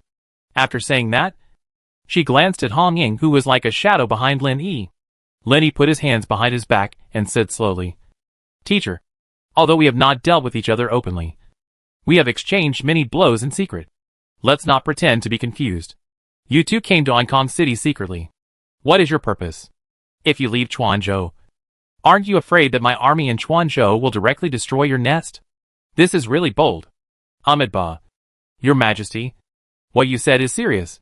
I and my sister walked into Ancon City from the south gate openly. Now we eat vegetarian food and chant Buddha in Tianying Temple. We have never done anything illegal. Jingyi chanted a Buddhist name and said expressionlessly, As far as I know, Your Majesty is now vigorously advocating the rule of law in Liang State. Don't let a bad person go. Don't wrongly accuse a good person. And as the maker of the law, Your Majesty should set an example. Everything must be based on evidence. I believe that the prince will never let Jizhao Temple suffer an injustice because of some gossip. Lin Yi was stunned. Before he came, he thought of everything. For example, how shameless Jingyi would be, how she would curse him, and finally fight with him. The only thing he didn't think of was that Jingyi, an old lady who looked like a little girl, would actually talk to him about law, and she flatly denied what she had done before. This is not the script that the villain should have. Shouldn't the villain be particularly dignified and fight him for 300 rounds, and then die rather than surrender? In the end, he stood on the high ground of justice, eliminate her on behalf of the people. Master, Lin Yi frowned and said, As a grandmaster, do you dare not take responsibility for what you have done? Jingyi smiled and said, I didn't do anything. How can the prince ask me to admit it? Does the prince want to torture me into confessing? Lin Yi was so angry that he almost spit out blood. He couldn't help but look at Yi Jinyu on the side and snorted coldly. I remember this Miss Yi once said, Unfair people kill unfair people, unfair people kill unfair people, kill all the unfair people to bring peace. This is the rule of your Jizhao Temple. How many people have you killed? Don't you know it? Jingyi said. You are young and ignorant, and you say nonsense, which is really ridiculous. Lin Yi said. You say you are innocent, but it is also empty talk. In short, you are now a criminal suspect, and you need to cooperate with the investigation. Go back to Ancon Mansion with me, and wait for the 3 courts to investigate clearly. If it is really not related to you, I will definitely clear your name. If you dare to resist, that would be the best. Unexpectedly, Jingyi said without hesitation, I will let the prince deal with me. I believe the prince will give me justice. Master, Yi Jinyu said in a lost voice. She didn't expect that the master was willing to surrender. Lin Yi raised his hand and said, Master, please. If he had known this, he would not have made such a big scene. Waste of money. Waste of expression. Just like that, the mighty army pressed Jingyi and the other 2 into the prison of the Ancon City government office. It was so smooth that it was unbelievable. Lin Yi stood at the door of the prison, looked at the 3 people sitting cross-legged in the prison in an orderly manner, frowned his brows, and went straight out of the government office. The snow in the sky was getting heavier and heavier. In the carriage, he glanced at the eldest princess, who was silent beside him. Aunt, don't you think there is something wrong? These people are too honest. The eldest princess said indifferently. The winner is the king, the loser is the enemy. What's wrong with that? Lin Yi asked curiously. Both of them are great masters. Even if they can't win, it's okay to run away. Right? She and Jing Quan can run away. But can the disciples of Jizhao Temple run away? If she runs away, Jizhao Temple will really be finished. the eldest princess said expressionlessly. Moreover, she is also very sure that you will not kill her, and dare not kill her. Why won't I kill her, and dare not kill her? The more Lin Yi thought about it, the angrier he got. The princess seemed to be very happy to see his frustrated expression, and said with a smile, You even released Prince Yong, the crown prince, and Prince Jean. What reason do you have to kill her? Aren't you afraid of the world's gossip? Damn. What you said actually makes sense. Lin Yi scratched his head and said, Forget it. Lock her up first. If they wanted to leave. He believed that the prison could not hold 2 grandmasters, unless 7 or 8 grandmasters were to guard the door day and night. However, 1 or 2 days is fine. But after a long time, there is nothing to do. Just as Lin Yi was about to say something, he noticed the curtain of the carriage move. A gust of cold wind blew in, and then he turned his head and could no longer see the princess. Hong Ying poked his head in from outside the carriage. Your Highness, I have arranged for Yu Xiaochun and Ah Dai to escort the princess to the palace. Lin Yi nodded and said, Let's escort her, so that she won't run around again and we won't be able to find her. She was still obsessed with the treasures left by the princess. Your Highness, Hong Ying continued, just now, I found the great monk from Jingangtai around Tianning Temple. The great monk from Jingangtai has also come to join in the fun. This is something Lin Yi had not expected. Is it because the people from Jingangtai are here that they are obedient? Hong Ying whispered. Maybe so? Lin Yi opened the curtains, and when he passed a fork in the road, he smiled and said, Su Xin's house is in front. We are not going back tonight, so let's stay here. Yes, Hong Ying said with a smile. The carriage finally stopped at the gate of a large courtyard. When Lin Yi got off the carriage, the gate was wide open. Su Xian, wearing a thin apricot yellow silk dress, greeted him at the gate. Lin Yi stepped forward and held her cold little hand, saying distressedly, It's so cold. You just came out, and you're wearing such thin clothes. Aren't you afraid of freezing? Su Xian snuggled in Lin Yi's arms and murmured, As long as I see the prince, my heart immediately warms up, and I don't feel cold at all. You? I really don't know how to say you. Lin Yi shook his head and smiled bitterly. Su Xian's mouth. She is so good at talking. If she were in modern society, she would definitely be the leader of the White Lotus sect. One person is enough to raise 10,000 acres of fish ponds, after all. Who wouldn't lose their souls when seeing such a woman? Who wouldn't be obsessed with her words? After entering the house, just after washing up, Su Xian had prepared a table of food for him. You are so considerate. Lin Yi went up and down the mountain. After running around all night, it was time for hunger. He held Su Xian's soft and boneless waist with one hand, letting Su Xian feed the food into his mouth, and with the other hand, taking advantage of the gap, feeding wine into his mouth. After 3 cups of wine, I felt hot all over. Su Xian came down from Lin Yi's arms, clinked glasses with him and said, I toast to the prince. Come, drink. Lin Yi looked at the greenhouse again, and said with a smile, Are you used to living here? Thank you for your trouble, my prince. It's a big house, and I can't live alone. Su Xian said with a smile, Your Highness loves me so much, I really can't repay you. Lin Yi nodded and said, As long as you get used to living here, I don't have any restrictions on you, and I don't have any requirements. Don't stay in the house every day. Go out for a walk and relax when you have nothing to do. He strongly advocated gender equality in Daliang. It cannot be said that there is no effect, but the effect is not obvious. After all, it is a feudal society, and women still need to rely on men economically.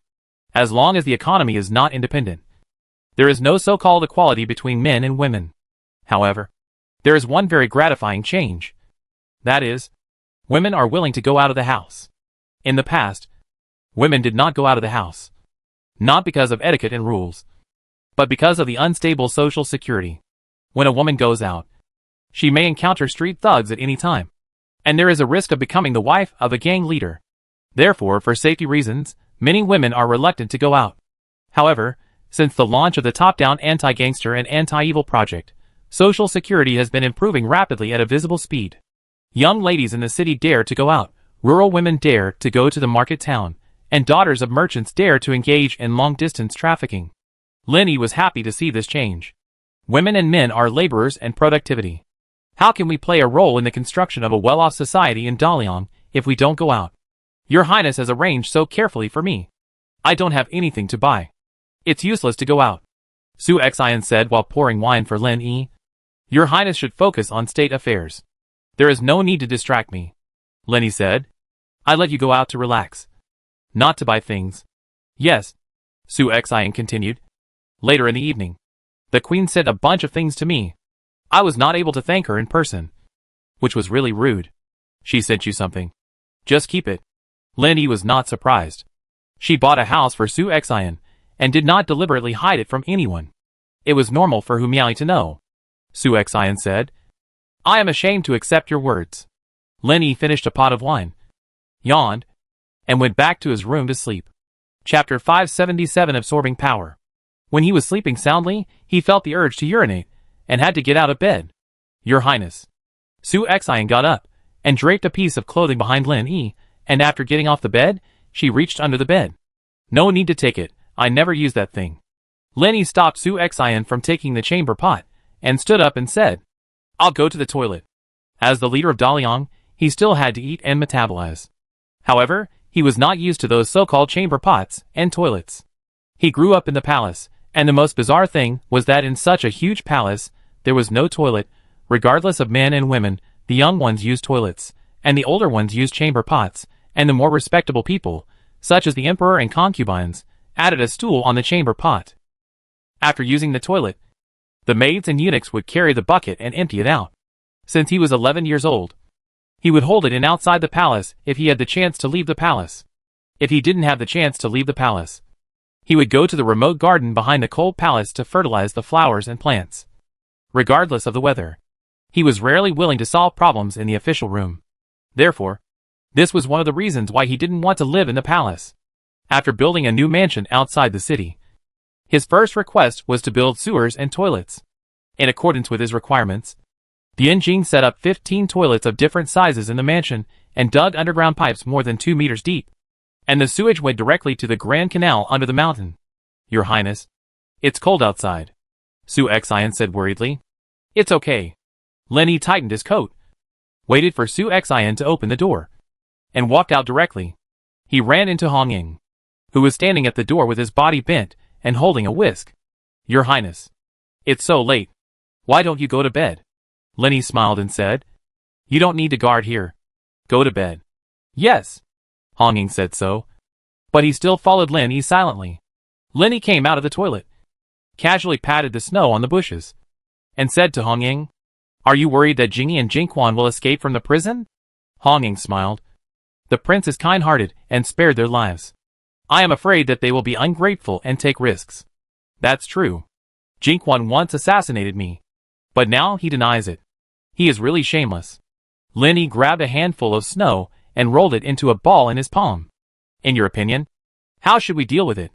Hong Ying hesitated and said, I remember a sentence in the prince's book The Son-in-Law and the King of Soldiers, An enemy without a knife is a good friend. The subordinates agreed, a nun without martial arts skills is a good nun. If you commit treason in Jijiao Temple, you may be exempt from the death penalty, but you cannot escape the punishment of life. Speaking of this, he was already gritting his teeth. Fuck you, you are a genius. Lin Yi couldn't help but praise.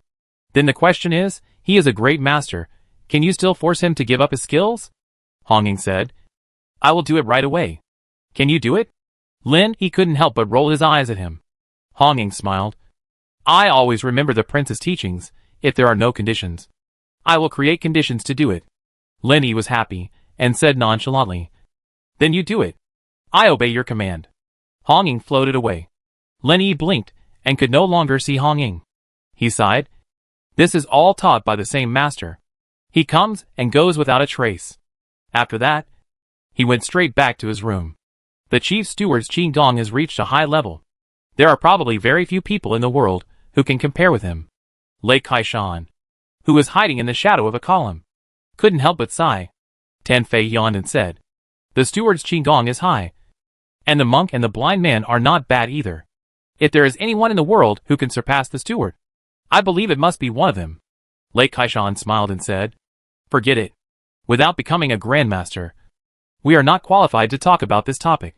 Tan Fei glanced at him and said, Are you about to break through? Lei Kaishan sighed. I caught a glimpse of Qi a few days ago, But I still got nothing these days. I guess there is no hope for a while, Tan-Face said proudly. Maybe I will be ahead of you. You? Lei Kaishan looked at him disdainfully and said, Forget it.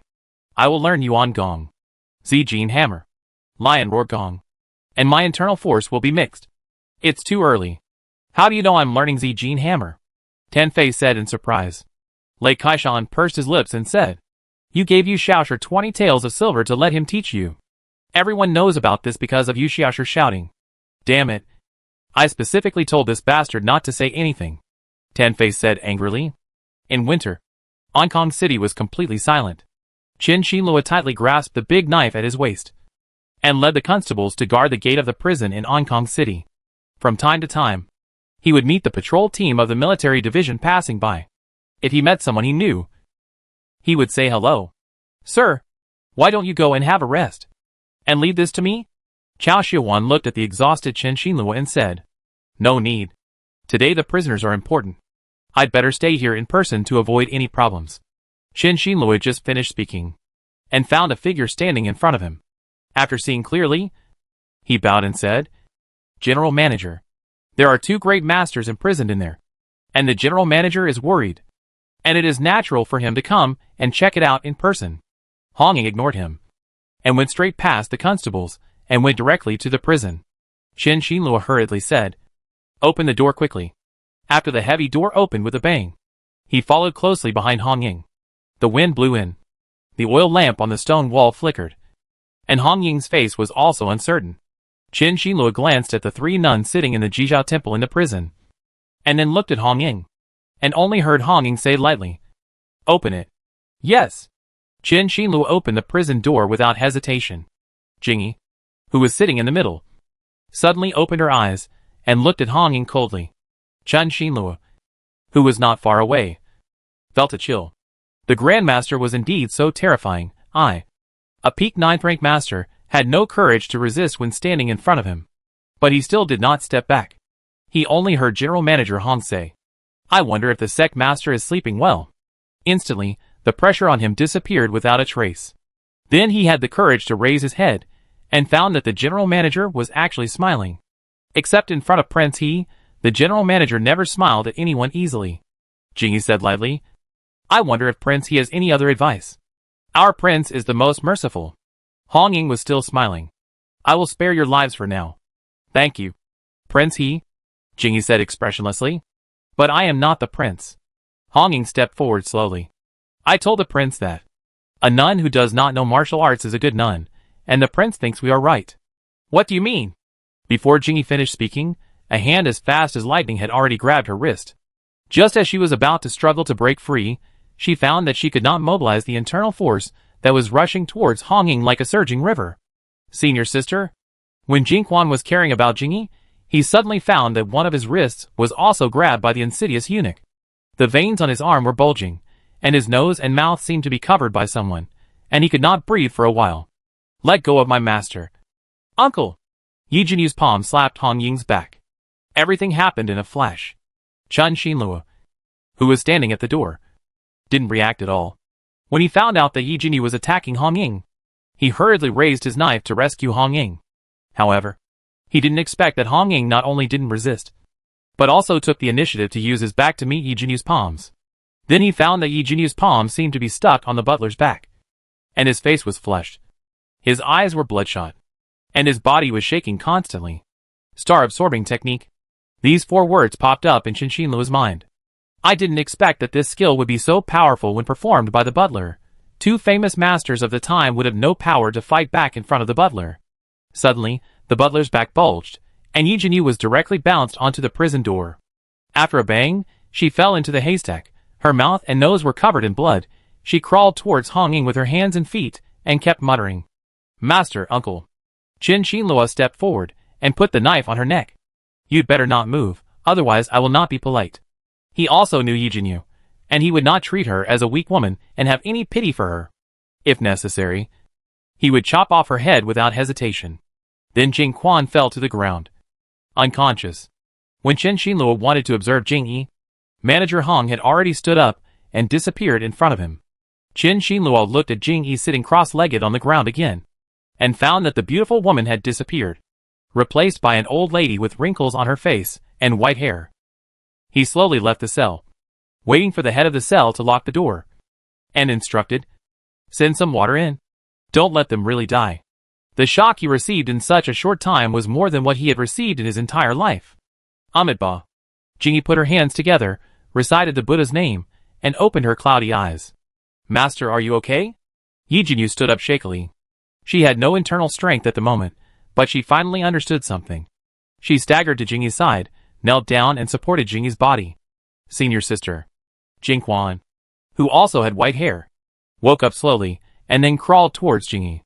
Jingyi looked at Jingquan and Yi Jinyu and said, "I finally understand." Jingquan sighed. "I understand too." Yi Jinyu asked in confusion. "Master, Uncle Master, what do you understand?"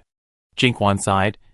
"I was wondering before that no matter how powerful she was, Xingqianhai had been established for 1,000 years, and it would not be so vulnerable.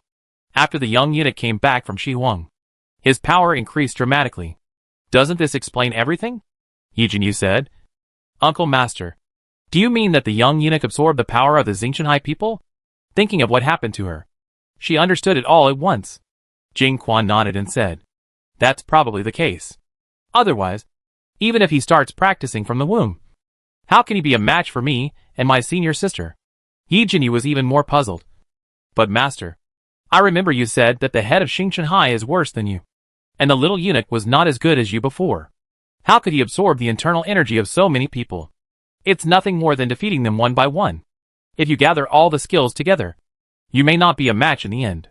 While Jingyi was speaking, the small window of the iron door was opened, and a hand stretched in, bringing in a wooden barrel and a tea bowl. Seeing that there was clear water in the bucket, Yi Jinyu hurried forward to scoop some water, and gave it to his master and uncle respectively, and finally drank a bowl himself. "Master," looking at Jingyi with white hair again, Yi Jinyu couldn't help crying. "Don't talk. Take a rest."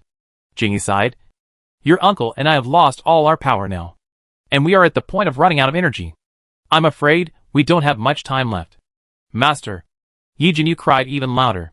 Jingyi took off the jade ring on her thumb, looked at it for a few seconds, and then handed it to Yi Jinyu's palm, said seriously, "If you have a chance to go out, give this jade ring to your uncle Jingrong, and let him take over the position of the head of the sect." Yi Jinyu said doubtfully, "I have only heard of this Uncle Jingrong's name, and I have never seen her. I don't know where I should go to find her." Jingyi continued, "People think that there are only 2 grandmasters in my Jizhao temple, but in fact, there are 4 grandmasters in my Jizhao temple, one of whom is your Uncle Jingrong. She was born in the outer sect of my Jizhao temple, and she has been gifted since she was a child. Before she was 30 years old, she had become a grandmaster. Another one is your Uncle Jingtong. She was originally a cook in Jizhao temple. She practiced a simple horizontal training kung fu to perfection. The master loved her and accepted her as a disciple. After she turned 40, she became a master and had few rivals. In terms of kung fu, I have never been better than them. But in the end, the master still chose me to be the head of the sect. They were naturally indignant and left Jizhao temple in a rage. I often wondered what would happen if Jizhao temple was handed over to them." Yi Jinyu was secretly surprised. She didn't expect that there was such a secret in the sect. She had never heard of it. Jingquan said, "Sister, why do you have to blame yourself? Junior sister Jingrong is stubborn and self-willed, and junior sister Jingtong is vulgar. If master really hands Jizhao temple to them, it will be a disaster." Yi Jinyu asked in a low voice. "Then where is this senior uncle Jingrong now?" Jingyi said slowly. "Jingrong's whereabouts are erratic. I haven't seen her for many years. After your senior uncle and I died, you can spread the news of my death. If she misses the old times, she will come back naturally. As for your senior uncle Jingtong, he is now a worshipper of the Tang sect. If Jingrong doesn't come back, it's the same if you hand her over to her. In any case, Jizhao temple needs a great master to be the headmaster." "Yes," Yi Jinyu said with tears pouring down his face. "I understand. I will definitely find the 2 uncles. Good girl. You have lost all your power now." Jingyi stroked her hair and said softly, "After you finish your business, go down the mountain and find an ordinary family to marry. Don't step into this world again." "Master," Yi Jinyu said firmly, "I grew up in Jizhao temple since I was a child. There is such a big world. Where else can I go? Jingyi shook her head and said, without our care, you have no power. If you stay in the sect, how can those sisters and brothers tolerate you? Good girl. Go early. Chapter 578, Continue the Pulse. Master. Yi Jinyu was touched by her master and burst into tears. In the past, she was the saint of Jizhao Temple, the peak of the 9th rank, and had a superior status. Except for her master and the uncle in the sect, she did not show any respect to anyone else, so she did offend many people. Now, she has lost all her power, and has become a weak woman who can't even tie a chicken. How can she survive in the sect in the future? The more she thought about it, the more uncomfortable she felt. Listen to your master. You have no skills now. You can't kill them. Jing Quan sighed and said, come here naked, and leave here naked. Don't pretend to be a little bitch. While speaking, she suddenly lowered her head. Her eyes, which were originally slightly closed, suddenly opened again. It seemed that she realized something in that instant. Master. Yi Jinyu saw that her eyes were confused, and she spoke in the Sichuan dialect. It seemed that she was no longer conscious. He couldn't help but shout, I'm fine. I just remembered a lot of the past. When I was very young, my old man told me that I should be detached. Jing Quan couldn't help laughing. After I and your master passed away, you don't have to take all the ashes with you. Just grab a handful and put them in a jar. I took you to my old house. And you know it. When we return to Chuanzhou, just bury me under the yew tree in front of my old man's door. As for your master, you can follow the rules of the past masters. Yi Jinyu was stunned. Although my uncle was not the master, he should also be buried in the Jizhao Temple. How can I just bury it casually? Jingyi sighed. Listen to your uncle. Now that Jizhao Temple is destroyed by me, even if it is me, I don't have the face to bury it inside the door, seeing my ancestors at Jizhao Temple, but as the head of Jizhao Temple, I have to face it. Master. Yi Jinyu's tears never stopped. Don't cry. Jingyi wiped the tears from her eyes with her hand, and said softly, it's not good to let others laugh at you. Jingyi's originally delicate hands became rough and wrinkled at this moment, and rubbed Yi Jinyu's face, making Yi Jinyu stunned. From childhood to adulthood, her master had always been strict with her, and had never been so gentle. After the master took his hand away again, she felt a little disappointed. Just as she was about to say something, she suddenly found that the master was breathing rapidly. She only heard the uncle chanting a Buddhist name. She hurriedly shouted, Master. Chun Xinluo, who was still outside the iron gate, couldn't help but look through the iron window after hearing this. Jingyi didn't know whether she was dead or alive. Jing Quan put his palms together, lowered his eyebrows and said nothing. Yi Jinyu was crying loudly. Suddenly, a voice was heard saying, all their power is gone. If no one helps them to breathe and regenerate their pulse, they may not survive for half an hour. Qin Xinluo turned around and found that it was Yu Xiaoqun, holding a knife in one hand, and the sleeve of the other arm was empty. At this moment, he was leaning against the wall and talking carelessly. Qin Xinluo gritted his teeth and said, Brother Yu, please breathe for them, and save their lives. Yu Xiaoqun shook his head and said, You dare to save the people that the steward wants to kill. But I don't, Qin Xinluo said. Without the order of the prince, they can't die yet. Yu Xiaoqun said disapprovingly. Every word and action of Steward Hong represents the prince. Do I need to say more? Steward Hong is just a knife in the hand of the prince. Where the knife cuts is never the will of the knife, but depends on the person holding the knife. Therefore, the chief steward let the people of Jizhao Temple go, which means that the prince does not want them to live. The prince once said in person that killing people must be carried out according to the basic law. Now you and I are both officials. You should understand that no matter whether it is the court guards or the 3 officials, everything is subject to the prince's handwritten instructions and documents. Qin Xinluo said in a deep voice. When the chief steward entered this prison, he did not say a word. And I have never seen any handwritten instructions or documents from the prince. Yu Xiaoqun said disapprovingly. So what? Qin Xinluo snorted coldly. You know it in your heart. Why bother asking more questions? Then what do you want? Yu Xiaoqun couldn't help but sigh. Give them 3 people energy. At least die after I report to the prince. Qin Xinluo said seriously. I am the chief constable of the 3 divisions. And you are the deputy chief of the Imperial Guards. If they really die here inexplicably today, and there is no written evidence, do you think it is the one who identified the chief steward who died miserably? Or the one who saved the person who died miserably? His kung fu is not bad, but in front of the Grandmaster Yu Xiaoqun, his 9th grade peak is not enough.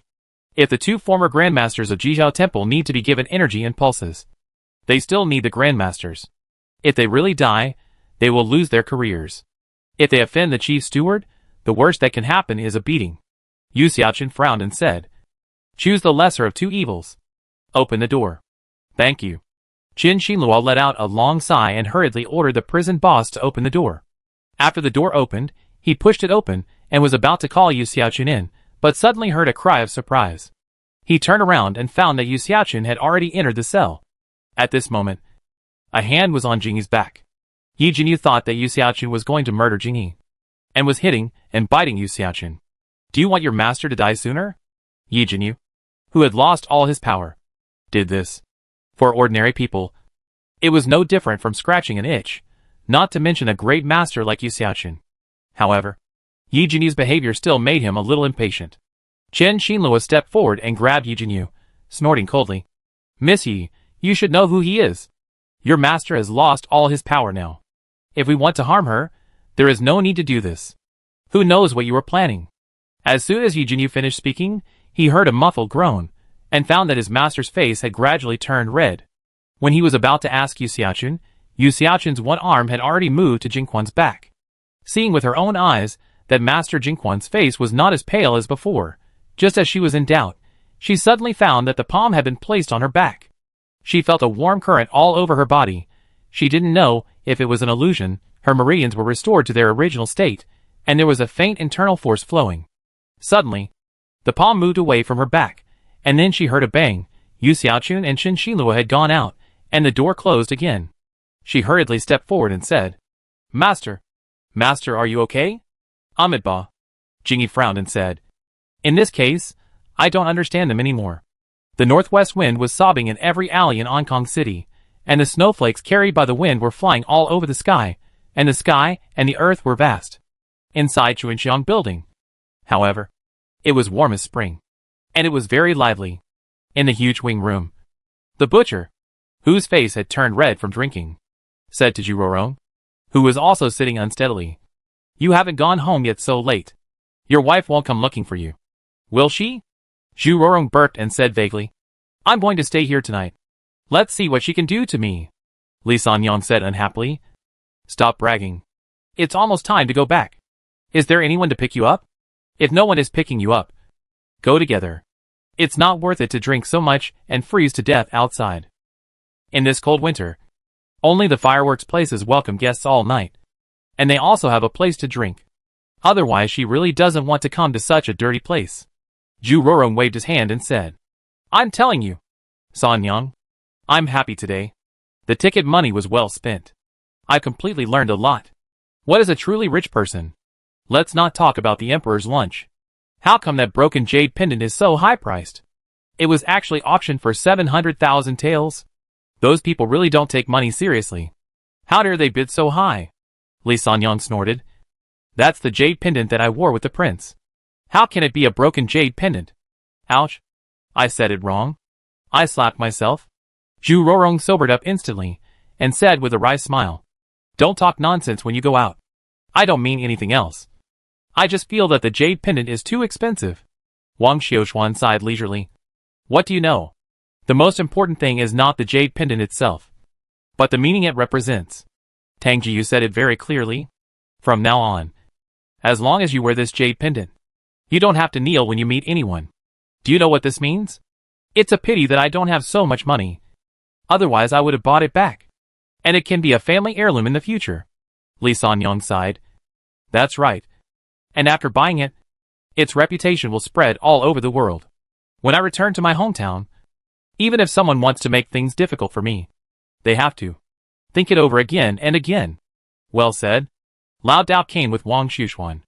Originally, he couldn't interrupt here, but after drinking too much, he couldn't help but say boldly, "In the eyes of rich people, I guess, the 700,000 taels is just a monthly expense. Only us poor people take it seriously. Okay, you guys, don't think too much. Real rich people all go to the Emperor's lunch."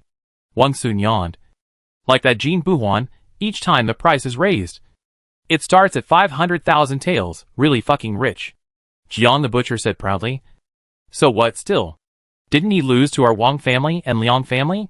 Wang's son let the woman next to him feed him an orange slice before he continued.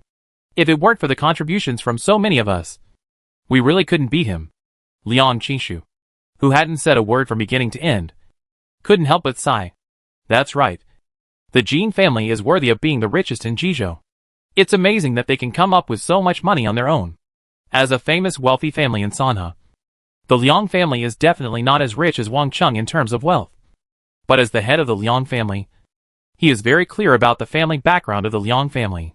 If you really want to calculate, it's not much different.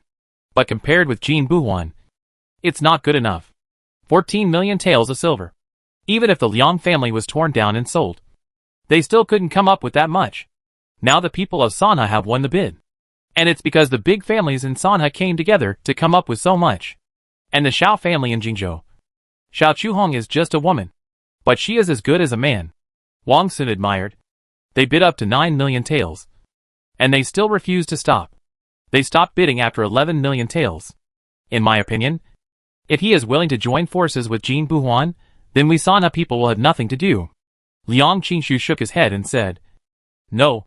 If they really did that, not only would they not get any credit, but they would also offend Prince He. Li Sanyang smiled and said, They are different from us Sanha people. We Sanha people are one. If they join forces, one is from Jizhou, and the other is from Jingzhou, it would be a bid rigging. No matter the court or Prince He, they will not give them a good face. As a supplier of Sanha for so many years, she is naturally no stranger to the ins and outs of it than others. Not bad, Liang Qinshu said, and couldn't help looking at Zhang Shun, who was teasing the girl in his arms, and said with a smile, Shopkeeper Zhang, I heard that the Xiao family likes your eldest son very much. After hearing this, Zhang Shun bowed and said, Shopkeeper Liang, you can't say this casually. Liang Qinshu smiled and said, What's there to keep secret? Xiao Chuhong spent more than 100,000 taels of silver to buy the most expensive house in Tian Xixi's hands, and gave it directly to Master Yi Qiu. This has become a well-known thing in Ankang City. What else do you have to hide? Zhang Shun sighed. You all know our eldest son's temper. Let's be careful with our words. He is an old man in the Yi family, and he knows Yi Qin and Yi Qiu very well.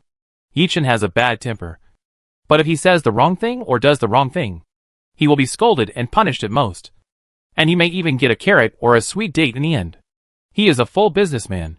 Yi Qiu is different. No one can tell whether he is happy or unhappy from his expressionless face. Maybe he will be pierced through the heart by a sword while he is talking. Therefore, to deal with the eldest son of their family, don't try to please him. The best way is to say less and do less. If you say or do something wrong, it will be fatal. In short, this Xiao Chuhong is not an ordinary person. Liang Qinshu heard Zhang Shun say this, and realized Yi Qiu's temper.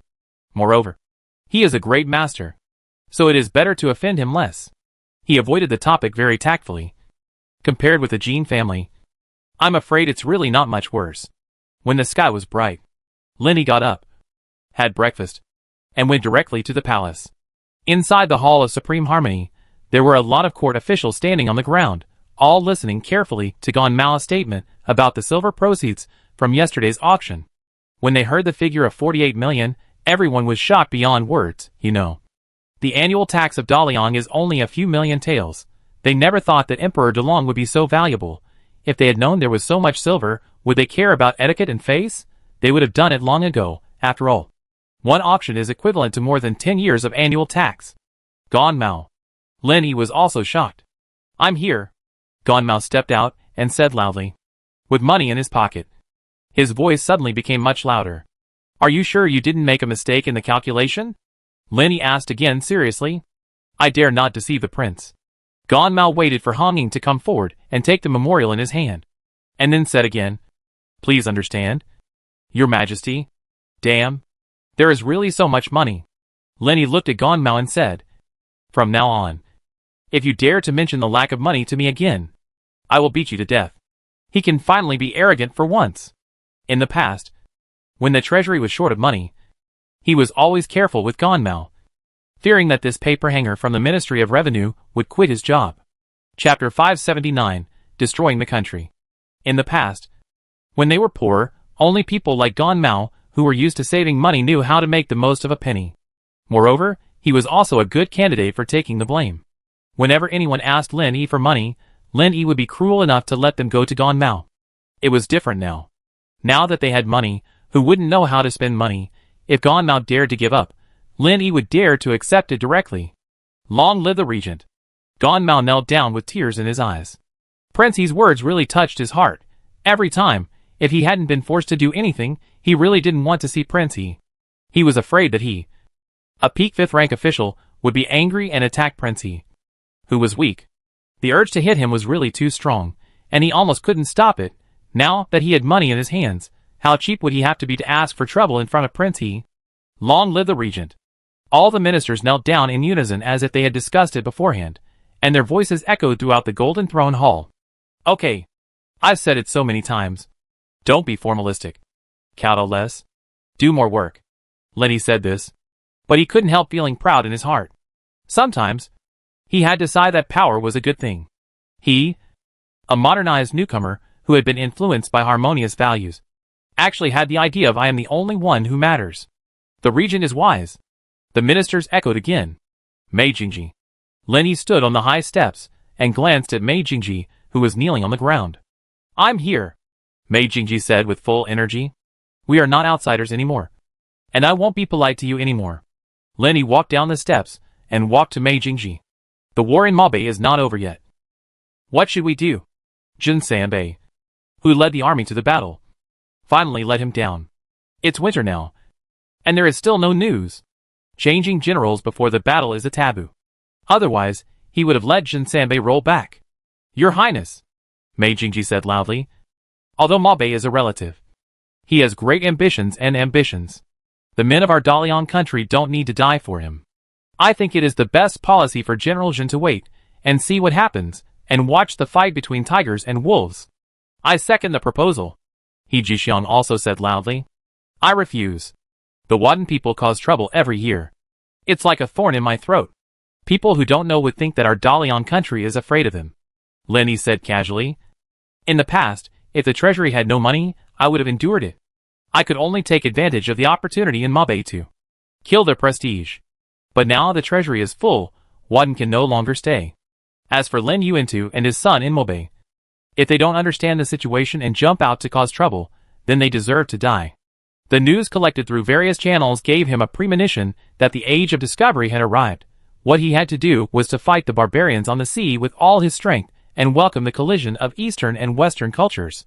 The nomadic tribes in the northern frontier, which had become a scabby disease, would easily distract him. He might as well destroy them first and incorporate them into the territory of Dalian. Your Majesty is wise. Lin Yi felt that the voice was very familiar.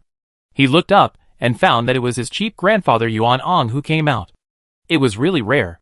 Although the old man has restrained himself a lot these days, he has always been aloof and indifferent. And he is unwilling to say a word in the court. Lin Yi smiled and said, What do you think? Shuwa? The northern frontier has been the inherent territory of our Dalian since ancient times. We should be united with the far and near, and lead the guests to return to the king. Yuan Ong said without hesitation. Lin Yi was stunned. What was going on? His grandfather had changed his character? He could actually say such a popular word. This was the statement that he instructed Liang Yuanji to write and publish in the new issue of the newspaper. Nanyang has been an inseparable part of Dalian since ancient times. Yuan Ong not only read it carefully, but also used it flexibly. It was really unexpected. The ministers inadvertently saw Lin Yi's face, and for a moment, there was silence, and you could hear a pin drop. After a long time, the ministers heard Lin Yi say with a smile. Good, very good, General Mei, General Yuan, if I appoint you two to go to the northern frontier, would you dare? In terms of kung fu, these two are not good enough in the army, but in terms of fighting, in terms of deploying troops, Tin Shin Chu, Tao Yi together, are not as good as one Mei Jingji. To put it bluntly, Shin Chu and Tao Yi both changed their careers late. And they became generals because of their high kung fu and their trust. Moreover, Mei Jingji and Yuan Ong had outstanding military achievements, and had fought with the northern tribes for a lifetime. Letting them go to war would achieve twice the result with half the effort. As for the previous grievances, he could only let it go for the time being. The Dalian kingdom in front of him needed a more solid united front. and it was not advisable to be angry or vent emotions. I obey your order, Yuan said loudly.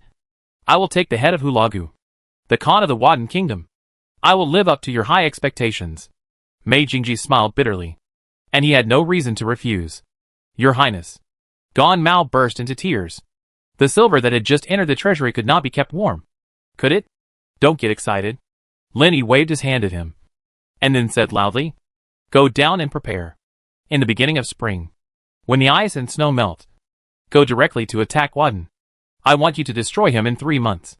He implemented a conscription system in Daliang that imitated the later generations. Soldiers would get paid. These soldiers were different from the previous ones. They did not need to farm. Therefore, they did not worry about delaying spring plowing. Long live the regent! The courtiers shouted again. Then it is decided happily. The cabinet should unify its thoughts. Anyone who dares to raise objections will be a traitor to Daliang and an enemy of this king. Lin Yi finally acted arrogantly. Historical experience told him that centrists and doves were not allowed to appear in wartime. Under the banner of protecting national interests, everyone needs to consciously or unconsciously exercise self-discipline to varying degrees. Otherwise people's hearts will be unstable. After Lin Yi finished speaking, he walked out of the Golden Palace directly, and the deafening shouts behind him became farther and farther away. Emperor Delong has broken 17 teacups since yesterday. He Lian no longer dared to serve tea, fearing that he would be affected. 48 million taels of silver. I am so valuable. Emperor Delong looked at his son with a gloomy face. Father. Lin Yi sat opposite Emperor Delong and said nonchalantly, Father, I will take this money to fight in Saibei, which is also a revenge for you. You are really my good son. Emperor Delong said coldly. Are you going to attack Saibei at this moment to destroy the foundation of my ancestors? What foundation does Daliang have? Lin Yi couldn't help but laugh and said, Father, don't play dumb. If it weren't for your son, Daliang would have fallen apart long ago. Acting like a big shot in front of him? Even your own father can't do that. Chapter 580 Benefits. Are you blaming me? Emperor Delong's tone became more resentful. My son doesn't mean that, Lin Yi said slowly. Father, Western barbarians are rampant on the sea. Nangu, Au Kingdom, Western Wilderness were all slaughtered. Our Liang Kingdom is facing a major change that has not happened in 1,000 years, and a powerful enemy that has not happened in 1,000 years. If you continue to cling to the old ways, my son might have to learn from Liefo, and escape to the sea to become an island owner. You dare! Emperor Delong said hatefully. Lin Yi was stunned by the shouting, and said with a smile, Father, what do you want? Emperor Delong sighed. I have devoted my whole life to save the people of this world from suffering. At this moment, Wadden is at its peak. Once the war starts, it is inevitable that people will suffer. Lin Yi smiled and said, Father, 2 years ago at Lianhua River, I have already won a game against him, and I can win another game against him. Father, you must understand that if Wadden is not destroyed and the northern frontier is not unified, the descendants of my Dalian country will all suffer. My son has dealt with them now, for the sake of his descendants. If you really want to do good for Dalian, you must allow my son to let go and unify the northern frontier directly. My son remembers that you and that Hulagu are old rivals. He has scolded you before. My son will definitely bring him to you and let you deal with him. When Hulagu first unified the northern frontier, he was like an eagle on the grassland, looking down on all living things, and he was ambitious. In less than 2 years, he prepared his troops and marched south. At that time, Emperor Delong had just ascended the throne.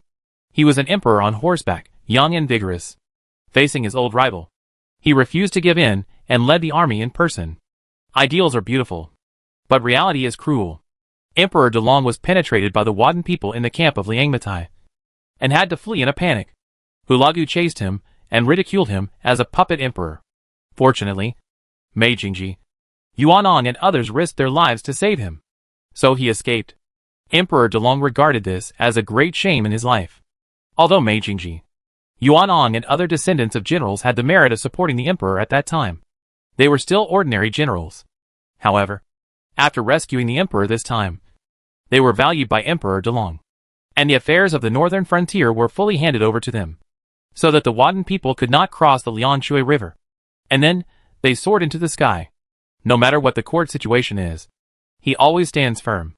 If it weren't for his existence, The two old men who were deeply rooted in the army would probably be waiting for a prize at this moment. Whether it is Prince Yong or the prince, they must worship them as ancestors. Hulagu. Emperor Delong couldn't help twitching his mouth when he heard the name of his enemy. If you can really catch him, I will promise you one thing. What is it? Lenny asked curiously. From now on, live a peaceful life and don't worry about worldly affairs, Emperor Delong said lightly. Father, please tell your son the truth, Lenny said with a smile. What cards do you have not revealed yet? Even Jizhao Temple was destroyed by you. I believe that Jingangtai will not make things difficult for you anymore. What cards can I have? Emperor Delong sighed. My only support is this broken body. When you really do something treasonous, I will hang you in front of the Hall of Supreme Harmony. Father. Lenny wiped the cold sweat from his forehead. We are father and son. Do you have to play so big? He believed that Emperor Delong could do it. If it really came to that, he would have no chance even if he suddenly wanted to ascend the throne. If things went wrong, he would not even be able to be the regent. If he forced his own father to death, the whole world would talk about it. How could he stop the people from talking nonsense? It's okay if he continues to do what he wants, but it's hard to convince the people if he issues all the policies and laws. The people will no longer support him sincerely. This is really a deadly thing. Catch Hulagu, I want him alive. After saying this, Emperor Delong left without looking back. Lenny had no choice but to leave Qilin Palace, stepping on the thick snow while walking. Little Ingzi. I'm here. Hong Ying lowered his head and followed behind Lin Yi. Based on his understanding of Prince He had been with him for many years and could feel the dissatisfaction and displeasure in Prince He's tone. You almost killed Jing Quan and Jingyi last night? Lenny said with a sidelong look. Your Majesty, please forgive me. Hong Ying hurriedly smiled and said, This Jizhao Temple has repeatedly tried to assassinate your Majesty. I hate them so much. I saw it last night. I was angry and didn't stop. Pay attention to the impact next time, Lenny said and left without looking back. Thank you, Your Majesty. Hong Ying was naturally overjoyed. Lenny waited for Hong Ying to catch up and said, Did you really disperse their power? It always felt like listening to metaphysics. Your Highness, Hong Ying said, leaning forward. I used the star-absorbing technique to suck all their energy last night. They should not have survived for more than an hour. But Chen Xinlua took the initiative and let Yu Xiaochen breathe. They are alive now. I will have to trouble them later. They don't take me seriously. Then you should thank them, Lenny said slowly, with his hands behind his back. If Jingyi and Jingquan really died, I would definitely send you to the laundry department. I would not let you come back until you have washed clothes for 2 years. I know my crime. Hong Ying smiled and didn't care. Lenny continued. This time I let Mei Jingji and Yuan Ong recover the northern frontier. I will appoint you as the military supervisor. What do you think? Hong Ying smiled and said, Even if your Majesty doesn't say it, you must want to go to the frontier to have a look. Both Bodu and Ali of Wadden are great masters of the time. The blind man and the monk are far away in Sichuan province. And Ah Dai and Yu Shaoshi are still not good enough. He needs to go there in person to capture Hulagu alive. This is the promise made by the prince to Emperor Delong. Then it's settled. Lenny walked to the entrance of the Hall of Supreme Harmony, looking at the snowflakes all over the sky. Where's that bastard Chi Peng? He hasn't come to see me for such a long time. Do I have to go find him? Hong Ying glanced behind him. And Lian said hurriedly, I'll go to the court guard now. He had been following the two of them. The more he heard, the more he couldn't help but sigh in his heart. Hong Zongwan really deserves the favor of the prince. He committed such a serious crime of killing Jizaoan without authorization. But the prince just let it go? Lenny returned to the mansion and had just finished his tea when Chi Peng came in with a wheelchair pushed by Jiang Cho. Long live the prince. You still have the nerve to come? The prince invited me. I dare not come. Chi Peng bowed his hands and said politely, You haven't been an official for long. And you are so arrogant? Lin Yi's tone became more and more unpleasant. No matter how high my position is, it is all because of the prince's grace.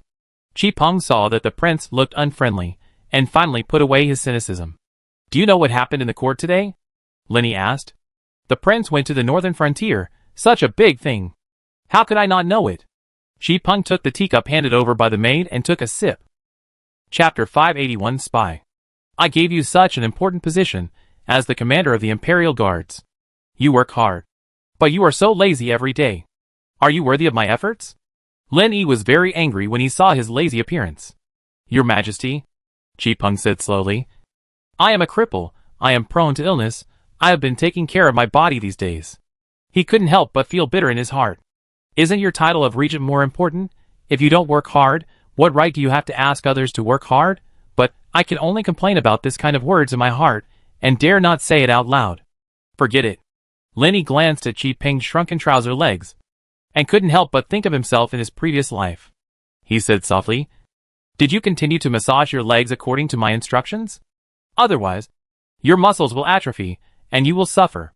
In his previous life, he had no one to rely on, and he had to rely on himself for massage and washing. In a 24-hour day, he slept for 8 hours, and spent half of the remaining 16 hours typing and half doing rehabilitation. For some jobs that he really couldn't do, he could only pay for a caregiver. Most of his royalties, as a small loser, were spent on hiring a nurse and taking medicine. Now thinking back, it feels miserable. Chi Peng has money, connections, and a comfortable life. The only thing that Lin Yi is better than him is that he enjoyed the convenience of technology in his previous life, and he could know what was going on in the world without leaving home. Moreover, there are many entertainment methods such as movies and online games. Moreover, with the improvement of modern medical level, he can also use medicine when he really can't stand it. Thank you for your concern, Your Majesty. Chi Peng was moved when he heard this, and lowered his head and said, I have practiced Huiyuan Gong for the past 2 years, and I have opened up the Yongquan acupoint, Daden acupoint, and Taishi acupoint on the soles of my feet. I circulate my true qi every day, and I have been trying to walk with crutches these days. Huh? Lin Yi's face was not happy at all, and he said with a dark face, You just told me that you were not feeling well. Chi Peng smiled awkwardly. I was careless. Okay. I won't talk nonsense with you anymore. You are getting more and more annoying. Lin Yi said seriously. Let me ask you. What are you busy with every day? Why is it so difficult for me to see you? Your Highness. Seeing that he was serious with the prince, Chi Peng didn't dare to smile anymore. He said seriously, I know that the prince regards the Western barbarians as a big threat. So I personally trained spies and sent them to Nanyang and the Western barbarians. From last year to now, more than 30 people have been sent out. Are you kidding me? Lin Yi said in surprise. Whether it is the Nanyang natives or the Western barbarians, they look different from the people of Daliang. Are you sure you are not sending them away? It's like a big black man coming to Xia country as a spy. It's useless to speak Chinese fluently. The color of the skin is determined by heaven. Prince, I have kept many natives in Sanha before. Your Majesty is kind. Your Majesty does not allow slavery. Your Majesty also gave them freedom. Many people did not want to return to Southeast Asia and stayed in Sanha. Many of them are now serving in the army and suppliers. Promised huge profits and a bright future for their children and grandchildren, it is not difficult to find more than a dozen people. Chi Peng picked up the teacup and raised his head and said, As for the Western Yi, as far as I know, they all look similar, but they can speak and have different customs. There are many small countries, and they fight against each other. They are not united. The largest country is not as big as Jizhou. There are many poor people with blonde hair and blue eyes in the South Sea Islands. And sailors are all greedy for money. Aren't you afraid that they will run away after taking the money? Lin Yi's education forced him to distrust foreigners from the bottom of his heart. Whether it is the earth in the previous life, or the alien world now. As long as they have big noses, there are few good things. Except for girls. Your Highness. Whether they are natives or Westerners. I have planted life and death talismans on them. As long as they know a little bit of the power and have tasted the taste, they will not dare to have second thoughts about your Highness. Chi Peng raised his head proudly. Life and death talisman? Lin Yi was of course familiar with it. Unconsciously, he looked at Xiaoyingzi, who was holding a whisk with his hands hanging down. Why don't you explain it to me? This Xiaoyingzi was really obsessed with reading his novels. All martial arts were named after the martial arts in his books. This life and death talisman is not a very profound thing. It is nothing more than injecting a stream of energy into the human body, disordering the tendons and veins, and making it impossible to live or die. Honging smiled awkwardly. I just said a few words to Pan Duo casually. I didn't expect him to be thoughtful, and actually remembered it. You are really a talent. Both Honging and Chi Peng were confused. Who is he praising? Honging or Chi Peng? Thank you, Your Highness, the two said in unison. Keep sending the spies. The court guards are now operating independently, and are responsible for their own profits and losses. In theory, it is not legal for the state machinery to be in the hands of a commercial organization, but what can be done? Who made him poor?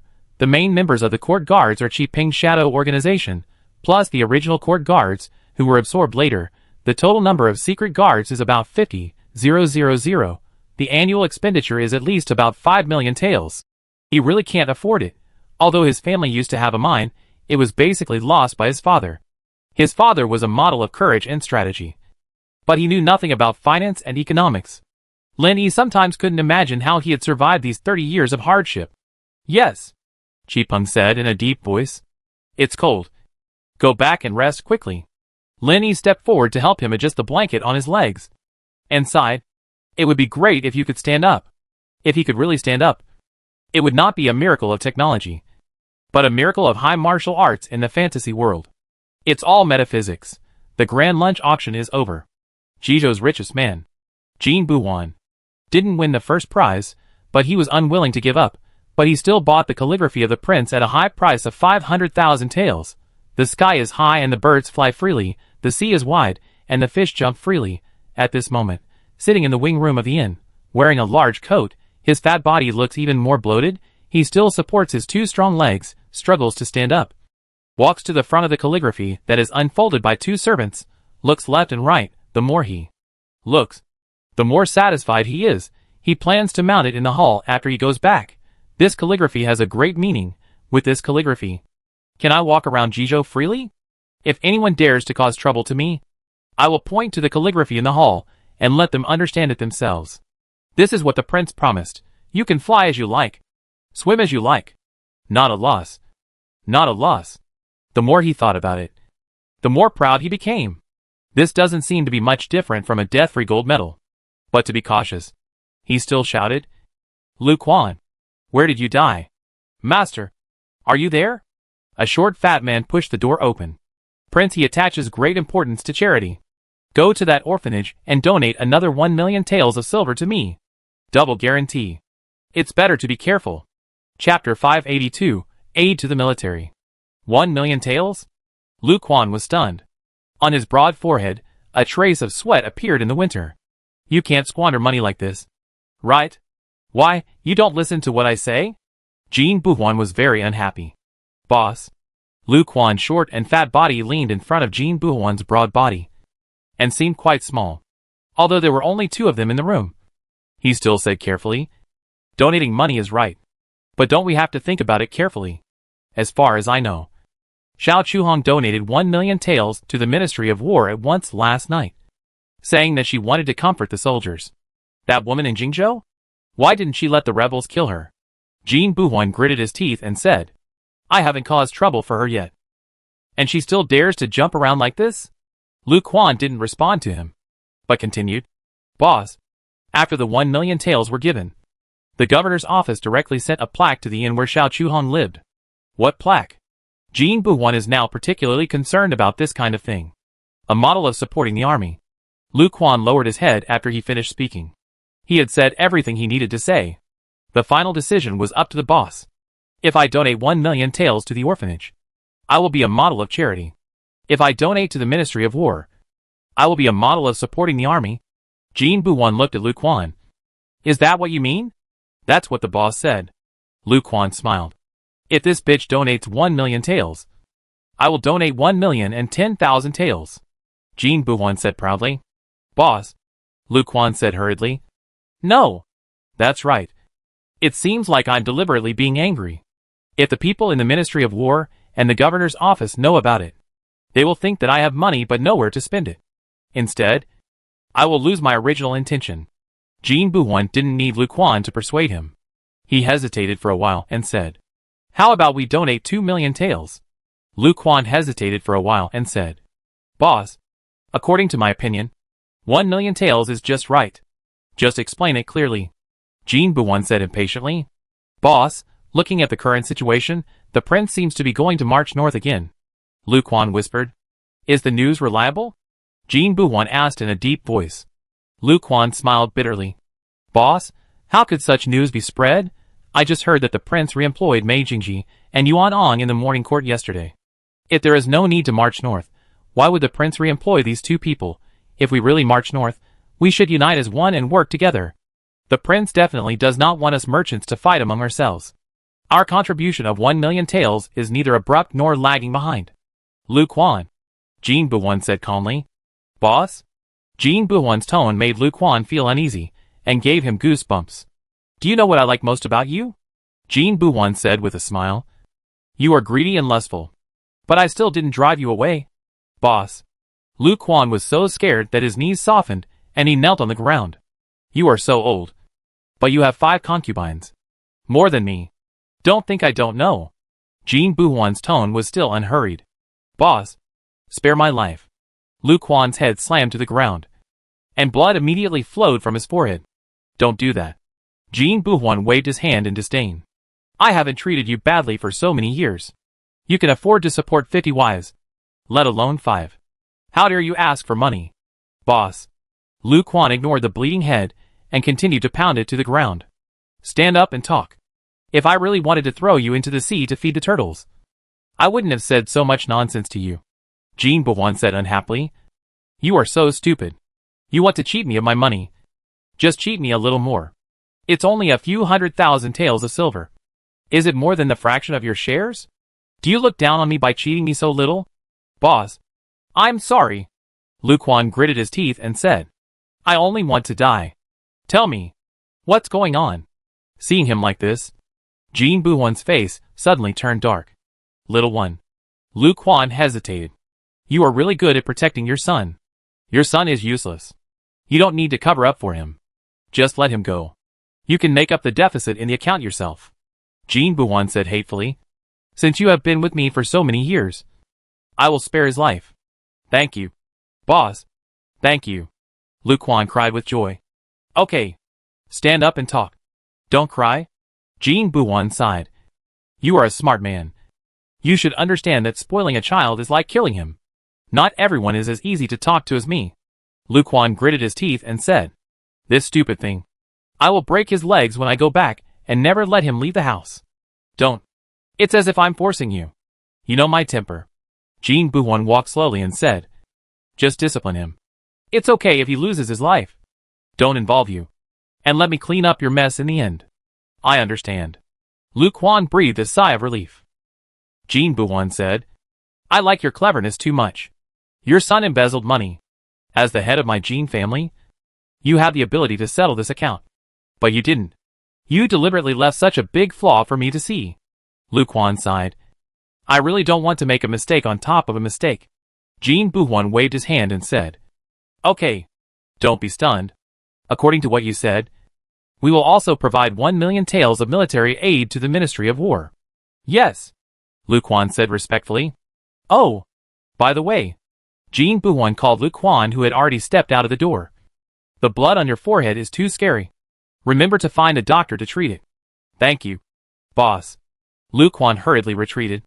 3 days later. The news that Jin Buwan donated 1 million taels of silver, and the plaque of the model of supporting the army spread throughout Hong Kong City. If only the Shao family donated, the others would not think too much. But now that the Jin family also donated, the merchants from all walks of life could not help but think more. Not to mention, there was a plaque to be won. In just over 10 days, Lin Yi wrote 12 plaques of model of supporting the army. How come everyone is so rich? Lin Yi was a little scared. This group of gentry is much richer than he thought. He almost wanted to beat the local tyrants directly. It is still more practical to rob them. However, fortunately, he thought that these people were the strength he could unite, and they were not hopeless, so he finally held back. What he didn't expect the most was that the Prince of Hushuan also donated 1 million taels. Your family doesn't need this plaque. Does it? Looking at Humiao walking over, Lin Yi admired her very much. This woman is so capable. She actually hid so much money, and she was able to hide it from him. Your Highness, you are joking. Humiao personally poured tea for Lin Yi. As my father is a relative by marriage, it is natural that he should do it. Is your father in good health? Lin Yi asked again. Being deceived so badly by his own daughter, and having suffered so much, the Prince of Hushuan should not be angry to death. Right. Chapter 583 Marital Property. This woman is so smart. Uyo used to be a place of war. But she was able to transfer such a large family business safely. Under his nose. It has grown bigger and bigger. He doesn't care. The most pitiful one is Prince Hishuan, who was deceived by his own daughter so badly, and was hungry and full, so miserable. As expected. The father is kind, and the son is filial, and the filial piety is beyond the sky. It is a miracle that Prince Hishuan was not angry to death.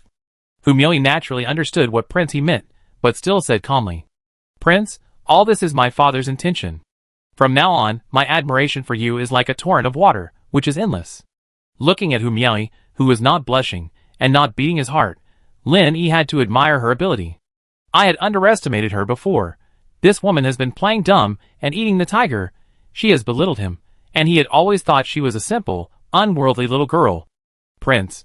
Unable to guess what the prince meant, Humieli's face was immediately tense. Nice words, I'm praising you. Lin Yi walked to Humi with his hands behind his back. Have you read the Dalian Law? Humieli was a little happy when she heard the first half of the sentence, but when she heard the second half, she was a little confused, and she didn't know why. Why did he ask himself whether he had read the Dalian Law? Did he really offend the prince? He said anxiously. Although I am not good at poetry and literature, I was bored, so I read it once. Lin Yi smiled and said, The Dalian Law clearly stipulates the common property of husband and wife. Even if they divorce, the property must be divided.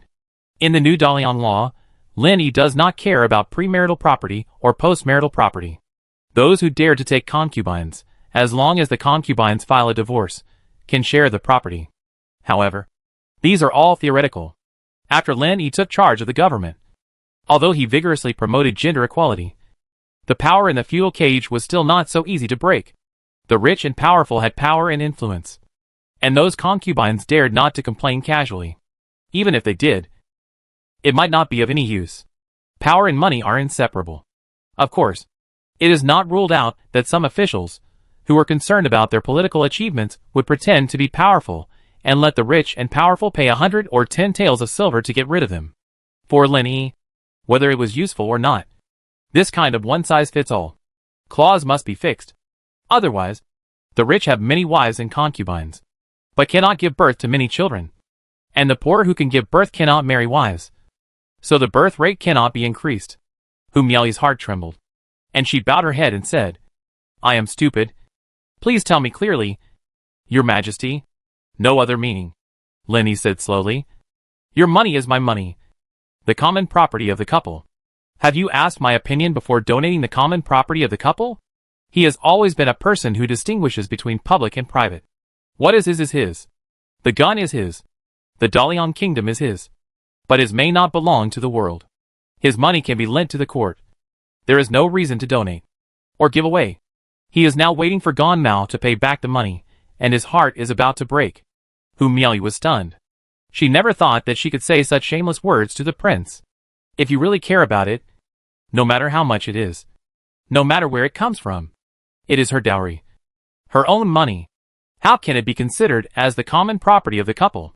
However, although they are husband and wife, they are also in a king and subject relationship, and there is no reason to talk about it. She bowed gracefully and said, It's all my fault. Please punish me. Your Highness. Why should I punish you? Lin Yi waved his hand and said, If you want to donate 10,000 taels. It's also a token of your father's kindness. Your Highness. My father has said this. I'm afraid. Humieli didn't know whether to laugh or cry. If the Prince of Hishuan loses face, it means she loses face. How can she establish her reputation, authority, and credibility in the future? It said. What's the big deal? Lin Yi said nonchalantly. Just ask Gan Mao to come to me for the money. Hong Ying received the look from the prince and said tentatively, Little one, is this what you call going to do it? Go ahead. Tell Gan Mao that the Prince of Hishuan donated 1 million taels of silver, and I will pay for it. After getting the money of the gentry will be returned in full, and the money of the people will be divided into 30% and 70%. Lin Yi, the regent, is no exception. I understand. Hong Ying was not surprised at all. Whatever they did with the prince was right. After Hong Ying left, Lin Yi looked at Humi again. What do you want to see me for? Humieli patted her head and said with a smile, Look at my memory. I came here to congratulate the prince. What's the good news? Lenny asked curiously. Miss Duretch this morning. I saw it, and asked Chinchillian to come over. I'm pregnant, Humier said with a smile. Pregnant? Lenny was not surprised. An old ox plows the land, carrying a heavy load, sowing a seed, and it is normal to have a harvest. Humier smiled and said, I have arranged another considerate and meticulous maid. Your Majesty, don't worry. You can arrange it. After saying that, Lenny went directly to Du Enyang's room. Du Enyang was rubbing her belly in the room, and suddenly heard the sound of the door being pushed open. She looked up and saw Lin Yi walking in with his hands behind his back. Your Majesty, will you keep your word? Go pirate with you. Lin Yi was helpless when he thought of the agreement they had made before. Your Highness. Du Enyang raised her head and said, with your care in the future, he will be a great merchant who travels all over the world. Lin Yi said unhappily, Don't be happy too early. Are you so sure it must be a son? It must be a son, Du Enyang said very confidently. The greater the hope, the greater the disappointment. Lin Yi pouted and said, Okay, since you are pregnant, take good care of your body.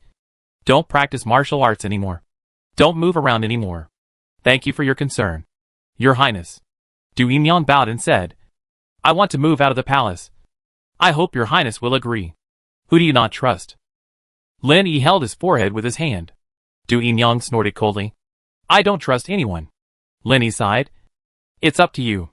You can save me money if you go out. Thank you, Your Majesty. Du Enyang was overjoyed. The next day, when Qian led a team of people to pick up Du Enyang from the prince's mansion in a carriage, Lin Yi finished his breakfast and did not see Hu Miaoyi. Hong Ying smiled and said, The princess was very angry and broke several cups. Lin Yi snorted, I am angry too. Let alone her. Hong Ying smiled awkwardly. Miss Du bought a new house next to the governor's office. The maids and servants are all old people from Black Dragon Island. I heard that Nie Yu Dao will come here in a few days. Lin Yi snorted. This woman is playing tricks on me.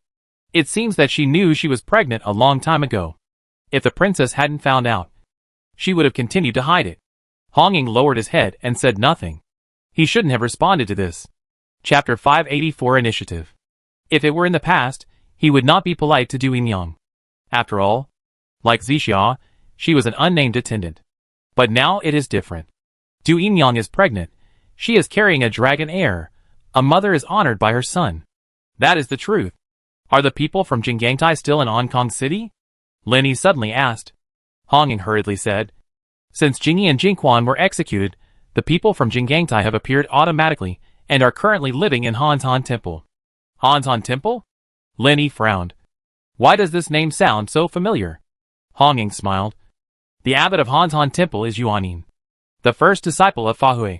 Fa Hui. Lin Yi finally remembered that this was a man who cheated on his father. Thinking back to the time when he entered the palace alone, under heavy guards, he was able to escape with the queen's body on his back. His kung fu was extremely advanced. In the end, the young monk Ji Hai inherited his mantle. When Lin Yi heard this, he was stunned. This kind of adventure is only enjoyed by the protagonist of a novel.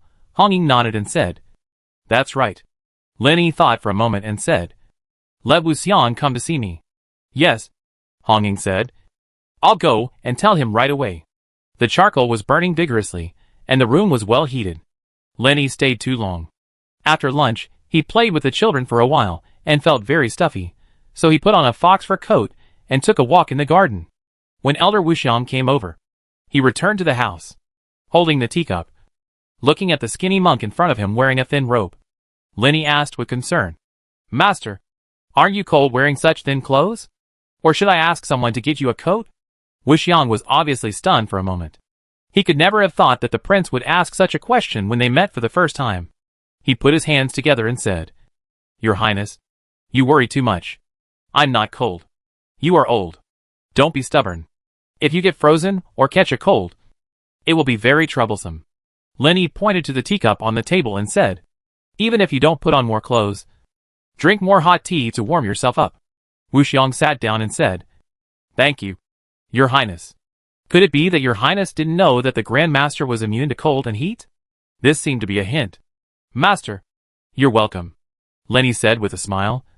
I wonder why you came all the way from Yuzhou. Amitabha.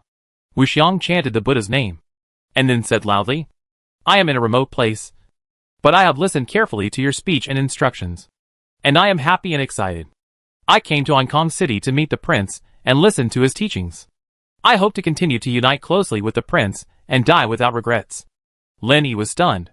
Before deciding to meet Wuxiang, he thought a lot. Master Wuxiang is a great master, and a high monk. He must be difficult to talk to. How should he deal with him? However, he never expected that he would be so knowledgeable about current affairs. And what he said was so disgusting. Even he Jixiang and others who listened to him every day. I'm afraid they couldn't say such words. He took the teacup, took a sip, cleared his throat and said, Master, you are too polite. I am very pleased that you can say such words. I have a favor to ask. Master, would you agree? Wuxiang said. Your Highness, please tell me. Lenny smiled and said, I believe that the news that I am going to the northern frontier cannot be concealed from you. Our Dalian country should be united. So I hope you will take the lead and issue a letter of appeal. Publish it in the court newspaper, and circulate it throughout the world. Wuxiang clasped his hands together and said, I will follow your leadership closely. Okay. Lenny laughed. Wuxiang is really a wonderful person. There is a reason why Jinggangtai has developed to its current scale. Wuxiang said expressionlessly. Your Majesty, you are too kind. Lenny smiled and said, Master Jingyi and Master Jingquan are still visiting the Dali Temple. Please go and visit them and comfort them. I will do my duty. After Master Wuxiang finished speaking, he let Hong Ying send them off personally. On the day approaching the new year, Liang Yuanji wrote a proposal, jointly signed by Jinggangtai, Jizhou Temple, Chunshan City and other sects. The general meaning is that all the major sects should abide by the laws of Daliang, not violate the law with force, consciously maintain the unity of Daliang, social stability, respect each other, and live in harmony with the people of Jianghu. The whole world was shocked. The government and the public were even more discussing.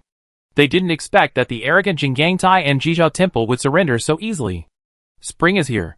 The war to conquer the north, which had been prepared since last year, officially began.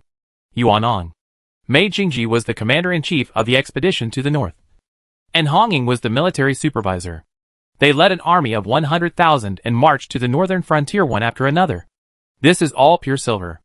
In the court, Lin Yi listened to Gan Mao's report and could not help but sigh. War is all about money. Gan Mao resisted the urge to roll his eyes and said loudly, Your Highness is wise.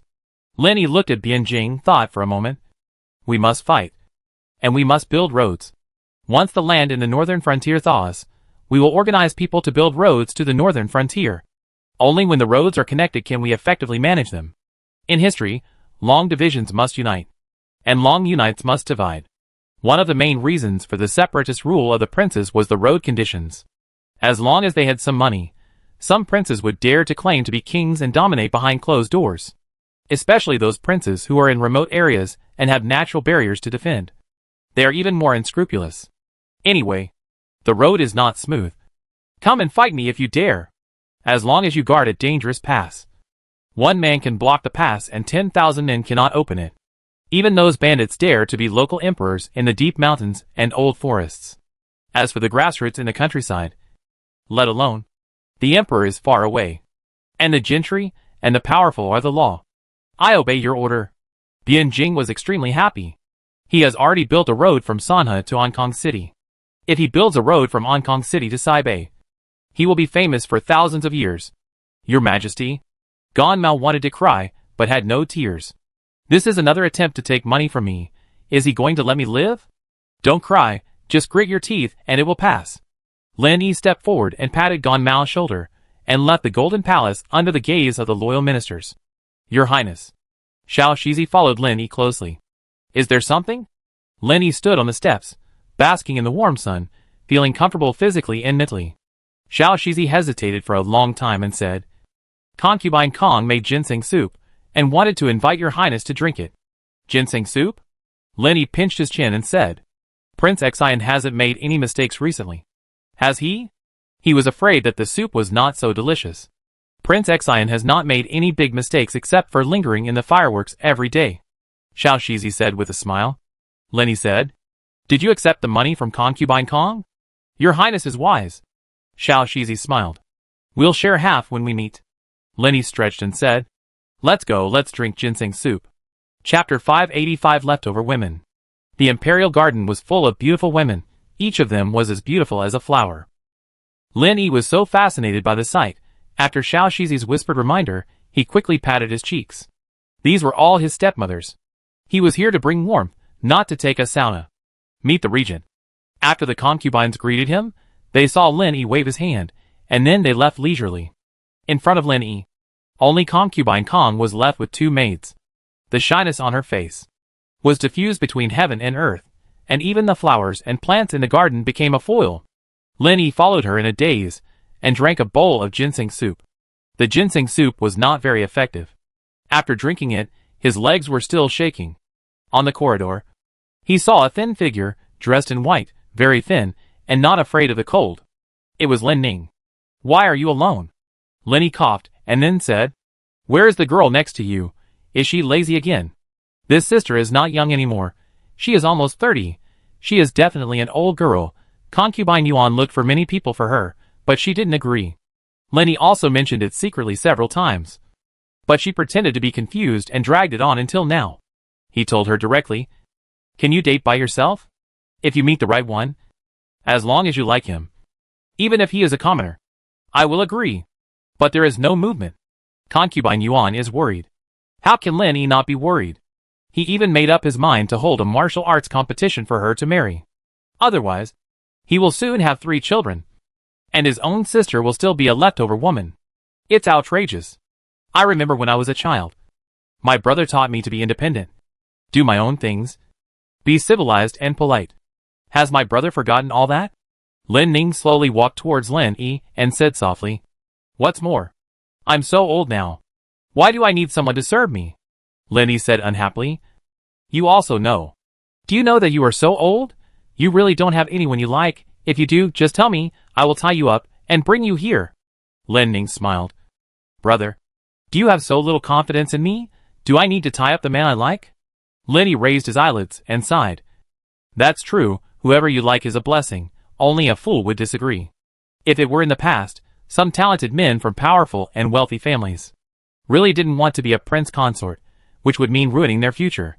But since Lin Yi took over the government, the imperial examination was abolished and replaced with the civil service examination. The civil service examination no longer required family background. No matter if you were a military household or someone who committed a taboo. As long as you had a primary school diploma, you could pass. Even the descendants of prostitutes, actors, slaves, and policemen. This included women. Lin Yi didn't know about other places. But just looking at the capital city, the number of women who were civil servants was not much less than that of men. The literacy rate of the people in the capital was high, especially those ladies from wealthy families. They were not talented, but at least they could recite poems and write couplets. In terms of writing skills, they could beat Lin Yi so hard that his parents would not recognize him. When they heard that women could become officials, they were very excited. The most important thing was that they had the support of their parents. After all, there were examples like Chao Xiuwan, Hong An, and Sang Pozi. In Hong Kong City, anyone with eyes could see how arrogant these women were. Of course, this was also the result of Lin Yi's deliberate indulgence. He wanted to let the people of the world, the rich and powerful, and the landlord see that only those with a primary school diploma were the masters. Women could also hold up half the sky. With the support of their parents, the women who had nothing to do in their boudoirs went to school. Not only were boys and girls in the same school, but boys and girls also sat at the same table. The new tables that the school bought at a high price were covered with dividing lines. At the school gate, outside the window, there is a group of servants, and the maids are staring. Even if some male students have ideas, there is nothing they can do. The boundaries between men and women are clearly defined. So, even if he is a prince consort, as long as he has the ability to graduate from elementary school and pass the civil service exam, he can still be an official. Maybe he can even help the princess after marrying her. What's your situation? Lin Yi really couldn't figure it out. What on earth is his sister thinking? Brother. Lin Ning stepped forward again, said lightly. I also remember a sentence you taught me. Let go of the complex of helping others, and respect the fate of others. You are not her, you are my sister? Lin Yi almost gritted his teeth. He regretted it. Really, I shouldn't have instilled so much modern consciousness into his sister when she was young. As a result, he integrated into the feudal society, while his sister was incompatible with it. Confused. Brother, Lin Ning said slowly. All men in this world are made of mud and flesh, and they are so foul when you see them. After hesitating for a while, he said again, no one is as clean as you are. He shouldn't have told his sister the dream of the Red Chamber as a story, and he repeated it several times. Lin Yi really didn't know what to say, and waved his hand. Go down. Go out of the palace and relax. Don't stay in the palace all day. I'll protect you from me. According to Hong Ying, although Lin Ning has not yet become a grandmaster, but facing a grandmaster, he can go anywhere in the world with his Lingbo Weibo. However, Li Lin was not so careless. If Lin Ning really left the palace, he would send a few masters to follow her. He had the conditions. In his mansion, whether he believed it or not, Dai and Yu Shaoshi were already great masters. He saw with his own eyes that they were not afraid of Jing Quan and Jing Yi, two nuns. They were in the mansion now, eating and sleeping, and eating after sleeping. Lin Yi had wanted to send them out a long time ago. Let them follow Lin Ning, taste the hardship of society, and save food. Your sister. I'll take my leave. Lin Ning bowed and disappeared from Lin Yi's sight. Lin Yi couldn't figure out how he had offended her again. A woman's heart is like a needle in the sea. Spring is here. Flowers are blooming. Warblers are flying. Grass is growing. Peach blossoms are splendid. It's all beautiful. The only thing that made Lin Yi unhappy was the willow and poplar catkins floating all over the sky. When Lin Yi opened his mouth, they all went in. Pooh. Pooh.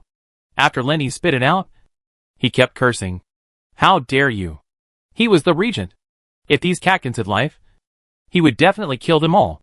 Your Majesty, please forgive me. Ma Jia, the prefect of Hong Kong, quickly apologized. I ordered all the willow and poplar trees to be cut down. I want to cut you down. Lin Yi rolled his eyes at him, turned around and left. Thank you, Your Highness. Ma Jiacheng breathed a sigh of relief. After being scolded, his anger with the prince was gone. His official hat was saved. I have a new son? Lin Yi stood at the door of the Du family's house, feeling happy and emotional. He was happy that there was a continuation of life. He was emotional that he was careless, and actually agreed to Du Yingyang and allowed her to take the child to Black Dragon Island. When he grows up, he will be an outstanding island leader. Congratulations, Your Highness. Congratulations, Your Highness. Tan Shizi said hurriedly. Chapter 586 Du Zhong. When he thought of his son, who was about to go to sea to become a pirate, Lin Yi was furious. Now Tan Shizi was still making noises beside him. He kicked him directly. Congratulations to your sister. My sister? Tan Shizi took the kick, and did not dodge. Afterwards, still screamed out of habit, and then asked curiously, Prince, do you know my little sister too? After he became rich, all his brothers and sisters benefited from it, and they were all promoted, but they still stayed in their hometown, and had never been to Hong Kong City. His youngest sister was indeed very pretty. But I was curious. How did the prince know about her? They shouldn't have met before. Your sister? What kind of brain do you have? Lin Yi was angry and amused. He simply ignored this guy and went straight to Du's house. Greetings to the regent. Long live the regent. When Qian led a group of people, kneeling down and saluting. Lead the way. Lin Yi didn't waste words. Tan Shizi, who followed Lin Yi, found that there was a guard every 3 steps in Du's house, and a sentry every 5 steps. A closer look showed that they were all masters of the 5th rank or above, which was more strict than the guards of the prince's mansion. What do these pirates want to do? Do they not trust the military headquarters, or the Hong Kong government office, or even the Beijing camp? Do they have no confidence in the security of Hong Kong City? He knew the relationship between the Du family and Prince He, but for safety reasons, he still stopped. The guard leader Han Diching whispered, Are you just a few of you? Han Diching is still hanging around in the 9th rank. His kung fu is not good enough. He really doesn't understand what his master Hong Ying is thinking. How can he agree to let him be the guard leader? Han Diching bowed his hands and smiled. Eunuch Shi, don't worry about these. Although I am stupid, I dare not joke about the safety of Prince He. He is not like Ma Gui He Hong, Jiao Zhong, who are very good at kung fu, who have old friends in the army and various government offices, and who are also in high positions and have power, who can be on par with Tanshizi, or even ignore him. But he couldn't. He was just an ordinary guard. Even if he was the commander of the guards now, it would be difficult for him to win the support of the people in the palace. If it weren't for the pressure from General Manager Hong, Lake Kaishan and Tan Fei would have thrown him into the Juma River to feed the turtles. Tanshizi whispered, "Are those two idiots, Dai and Yu Shaoshi, here?" Han Diqing smiled bitterly. Dai and Yu Shaoshi are now great masters. Even those old men in the court, who claim to be upright and incorruptible, have to address them as Lord Yu and Lord Chui when they see them. Although you, Tanshizi, are a eunuch who holds a pen, in a world where martial arts are respected, you dare to call the Grand Master a fool? Have you become so arrogant? If they hear it, getting beaten is the least of your worries. Even if you lose an arm or a leg. That's it. If Prince He knows about it, he will just laugh at most and advise you to be magnanimous and not to bother with a fool. Seeing that Han Diqing did not react at all, Tanshizi was about to continue talking when he suddenly felt the cold air around him. He could not help but shiver. Without any warning, a hand suddenly pressed on his shoulder. He is at the peak of the 9th rank. It is impossible for ordinary people to walk to his side without his knowledge. What's more, putting your hand on his shoulder now, except for the Grand Master, no one can do it. According to Prince He, there are only two kinds of Grand Masters in the world. One is to serve the people, and the other is to be the enemy of the people. Anyone who is hostile to the people, such as Jingquan and Jingyi, is still in the Dali Temple prison. Even the great monk of Jingangtai is compromised now. The rest are closely surrounding the prince. General Hong is supervising the army in Saibei, and the blind man and the monk are in charge of Chuanzhou. There are only a few masters who have the opportunity to enter the Du residence. He turned his head carefully, and a fist as big as a bowl hit him directly, followed by a roar. You dare to call me a big fool? Jia rice with dog stuffing. Lenny walked in front, and faintly heard Yu Shirshir's roar. Then, there was another scream. I don't know who it was. Could it be an assassin? But he didn't bother to care. Following Wen Qian's lead, he arrived at the door of Du Yinyang's room. Two maids opened the door. Standing beside them were Chen Shilian, known as the goddess of childbirth, and Yen Hong, known as the Queen of Hell. Lenny waved his hand without waiting for them to salute. They were also tactful, knowing what the prince liked and what he hated. Their master Hu Shirlu once said that the prince hated red tape more than his enemies. Prince He is of noble status. He has seen enemies, but he has never seen anyone arrogant in front of him. However, he sees red tape every day, which is annoying. Therefore, if you want to please Prince He, you must learn to be a friend with Prince He and practice the principle of equality for all, advocated by Prince He. Deceiving the emperor? This is called a white lie. The cry of a baby made Lin Yi's heart tighten. He stepped forward and looked at the wrinkled little face lying in Du Yinyang's arms. All his complaints against Du Yinyang disappeared. His own son. Even if he became a pirate, it didn't seem to be a big deal. Your Highness, Du Yinyang said as she was about to get up. Take a rest, Lin Yi said as he held the child in his arms. Seeing Du Yinyang's worried face, he comforted her. Don't worry. I will hold the child and won't hurt him. He grew up in an orphanage since he was a child. He held and coaxed children. If not 1,000, at least 800. So he was very experienced.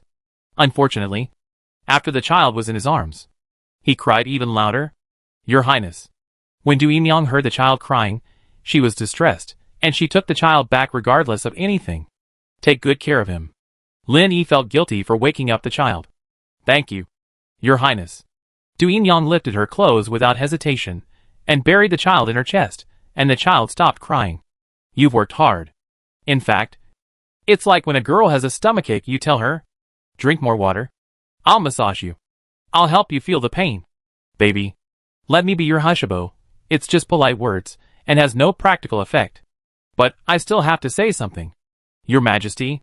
Du Yinyang pulled out a hand, tidied the messy hair stuck to her snow-white forehead, said in a deep voice. Before he was born, Father had already given him a name. I hope your Majesty will show mercy. What's his name? Thinking of the pain she had gone through giving birth, Lin Yi's previous temper disappeared. Du Zhong. Suspected surname Du? Tanshizi's heart sank, and after a glance at the prince's expression, she couldn't help but say, Your Majesty, This is against the rules. Du Yimyang bowed her head and said nothing. Lin sighed. It's approved. No matter what surname he had, it couldn't change the fact that this was his biological son. Chapter 587 Hero. According to Qin Shilian's judgment, if nothing unexpected happens, Jin Xiang, who he brought back from Jizhou, including Huan Shiqi, whose belly swelled up almost at the same time, is most likely also a son. Now the ministers in the court will no longer worry about his offspring. What's more, many people in the court and the public know the identity of Du Yimyang, who is the daughter of Ye Yidao. Now the regent is in charge of the government, but Emperor Delong is still in power. As long as Emperor Delong does not rehabilitate Ye Yidao will still be a traitor, wearing the hat of a wanted criminal. Du Yimyang's son, both a royal heir and the grandson of a wanted criminal, had a rebellious bone. Whether it was Chen Disheng or Xiezan, they all pretended not to know. The Du residence in front of them was deserted and cold, and there was no liveliness at all when Mingwei gave birth to her son. Who cared what her son's surname and name was? Even the surname, Du, was something they wanted most. Thank you, Your Majesty. Du Yimyang was excited at first when she saw Lin Yi's straightforward answer, but she felt a little disappointed afterwards, looking at the wrinkled child in her arms. This is everything to her. He will definitely be the most handsome in the world in the future, and will have a great future. Now that he is surnamed Du, he will have nothing to do with the throne in the future. She is actually a little unwilling. Her son is so outstanding. Why can't he be the emperor? Although she is indignant, she still believes in her father's words. The imperial family is the most ruthless. Her son is taught by her father himself.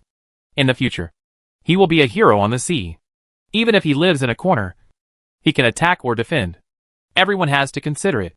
From her perspective as a mother, it would be best if the child is safe and sound. Okay.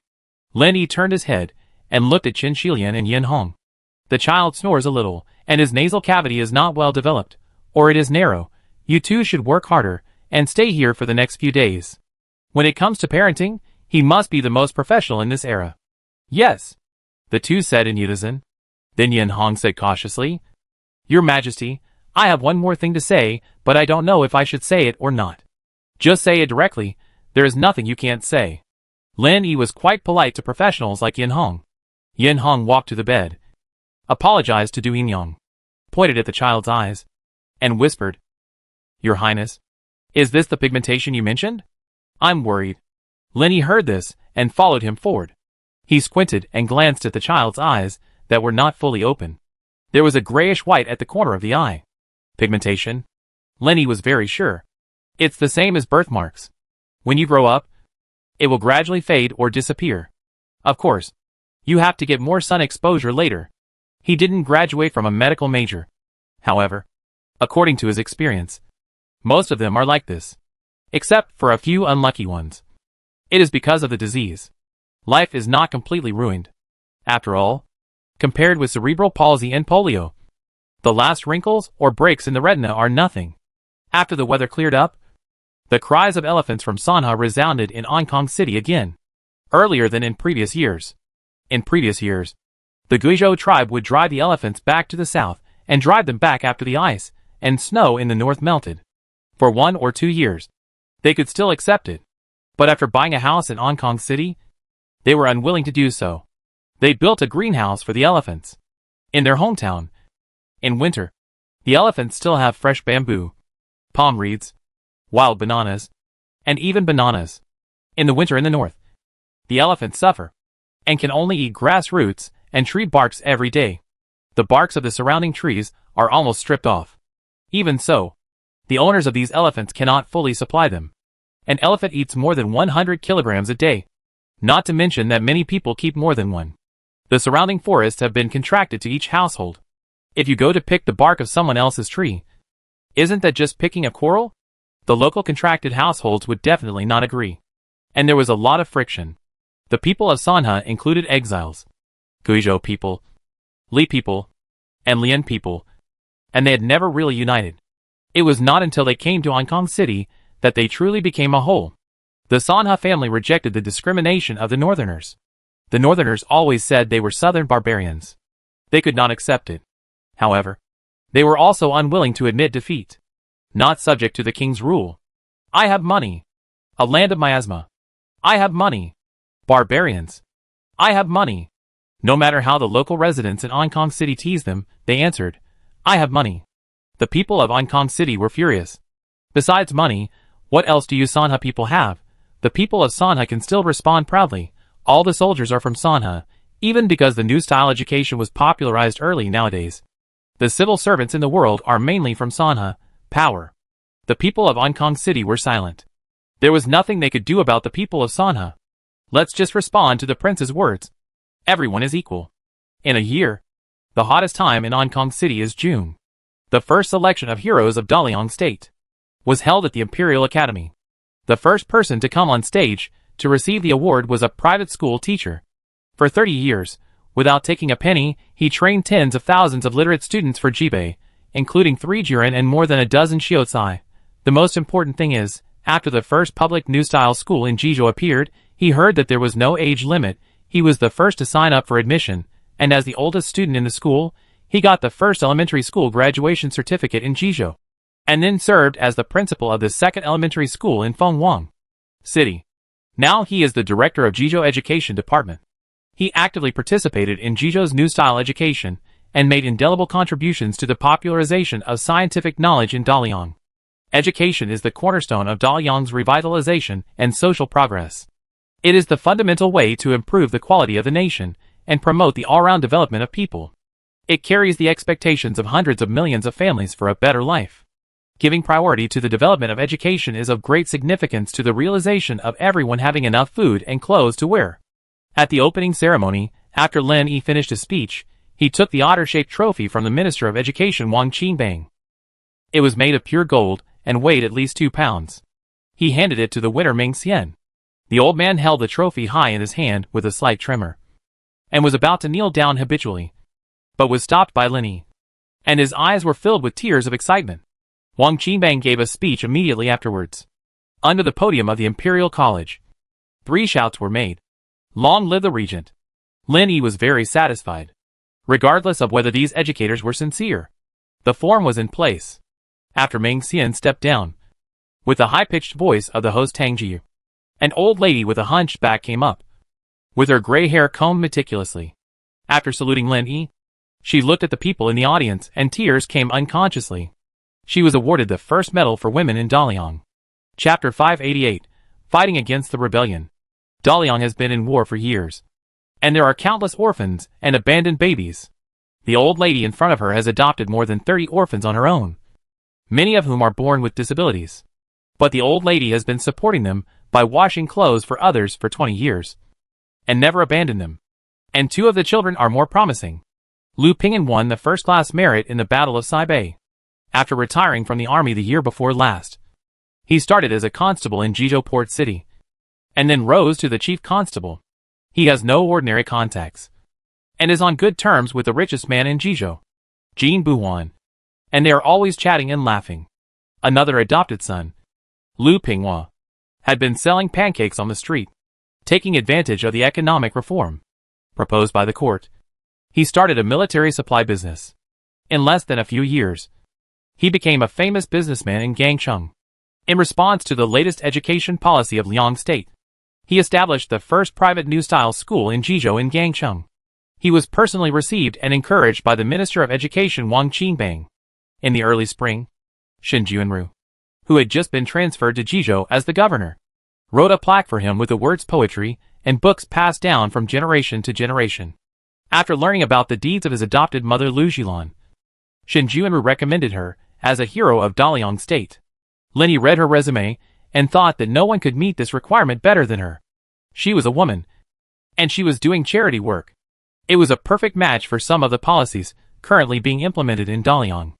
Lin Yi pushed her out as a representative of Daliang's female figures. The only drawback was that she had no education and could not be an official.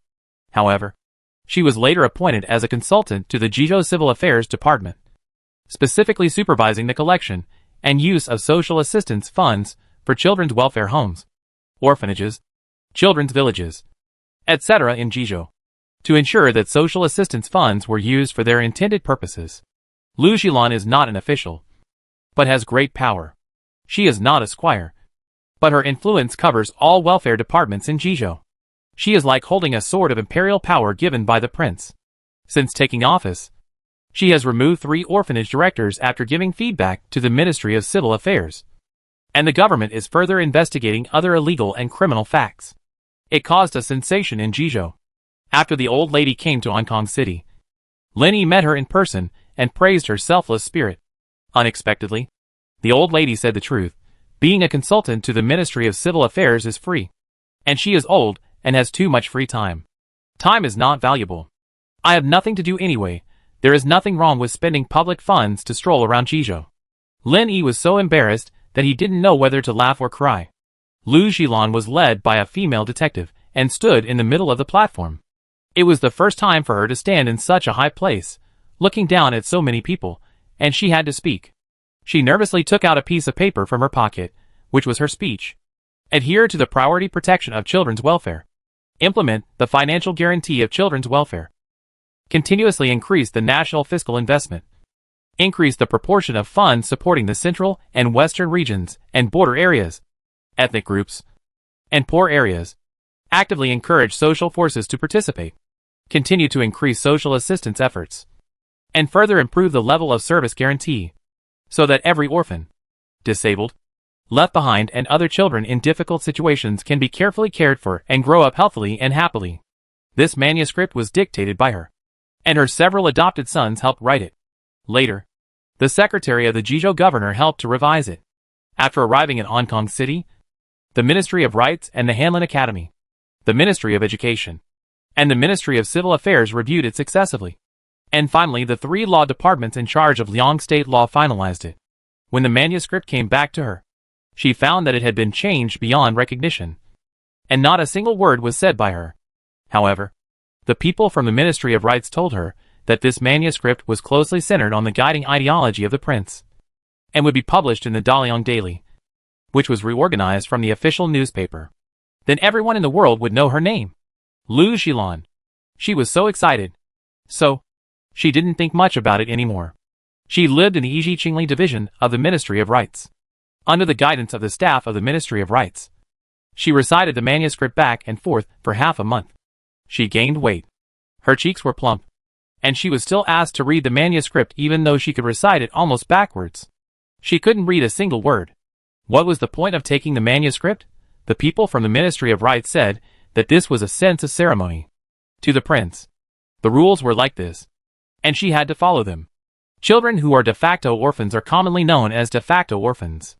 According to the latest Liang law, they mainly include children whose parents are severely disabled, seriously ill, serving a prison sentence, and being subject to other measures restricting personal freedom, and children who are missing, or one of their parents is dead or missing, and the other parent meets one of the above 8 situations. Most children who are de facto orphans face multiple difficulties in survival and development. Although they have parents, they are in de facto loneliness, and the social support system is very weak. It has always been a shortcoming in the work of child welfare. After she lost her nervousness, she became more and more fluent, and her tone became more and more high-pitched. She remembered that the people from the Ministry of Rights had told her to make sure everyone could hear her clearly. After she finished her speech, the next person to come on stage was a soldier recommended by the military department with a broken arm and a ferocious face. He was from Yuzhou, a 5th-rank master, who killed 15 enemies in the Battle of Liangshui River, with a broken arm and blood pouring out. But he still fought to the death. As the regent awarded him the award, military music sounded. In addition to the Daliang Kingdom Hero Medal, this soldier named Yuan Dalin was also promoted to deputy director of the Yuzhou Huiqing Militia Department. Everyone in the audience, as long as they were not stupid, understood that this person could walk sideways in Yuzhou in the future. Of course, it was basically impossible to get promoted further. After all, he was a disabled person. It was the dignity of Daliang State to let the disabled people with meritorious service have a place to rely on in their old age and be respected by the society. It was also the dignity of Daliang State not to let the disabled people take up important positions. After the lively ceremony, Lin Yi did not rush back. He first went to the lecture hall of the Imperial College to take off the colorful royal clothes he had specially worn, wiped his body, washed up, and sipped tea. And then he recovered. Your Highness. He Jixiang handed over the memorial at the right time. Lin waved his hand and said, "If you have something to say, just say it." He squinted his eyes, not wanting to read. "Your Highness, there is a victory report from the northern frontier." He Jixiang was so excited that he was a little incoherent. As expected, Lin said so, but he was still a little surprised in his heart. Yuan Ong and Mei Jingji had been leading the army for too long, and the news they sent back was not significant at all. And there was no so-called great victory. "Your Majesty is wise," He Jixiang shouted. General Mei Jingji led his troops to Liangshui River.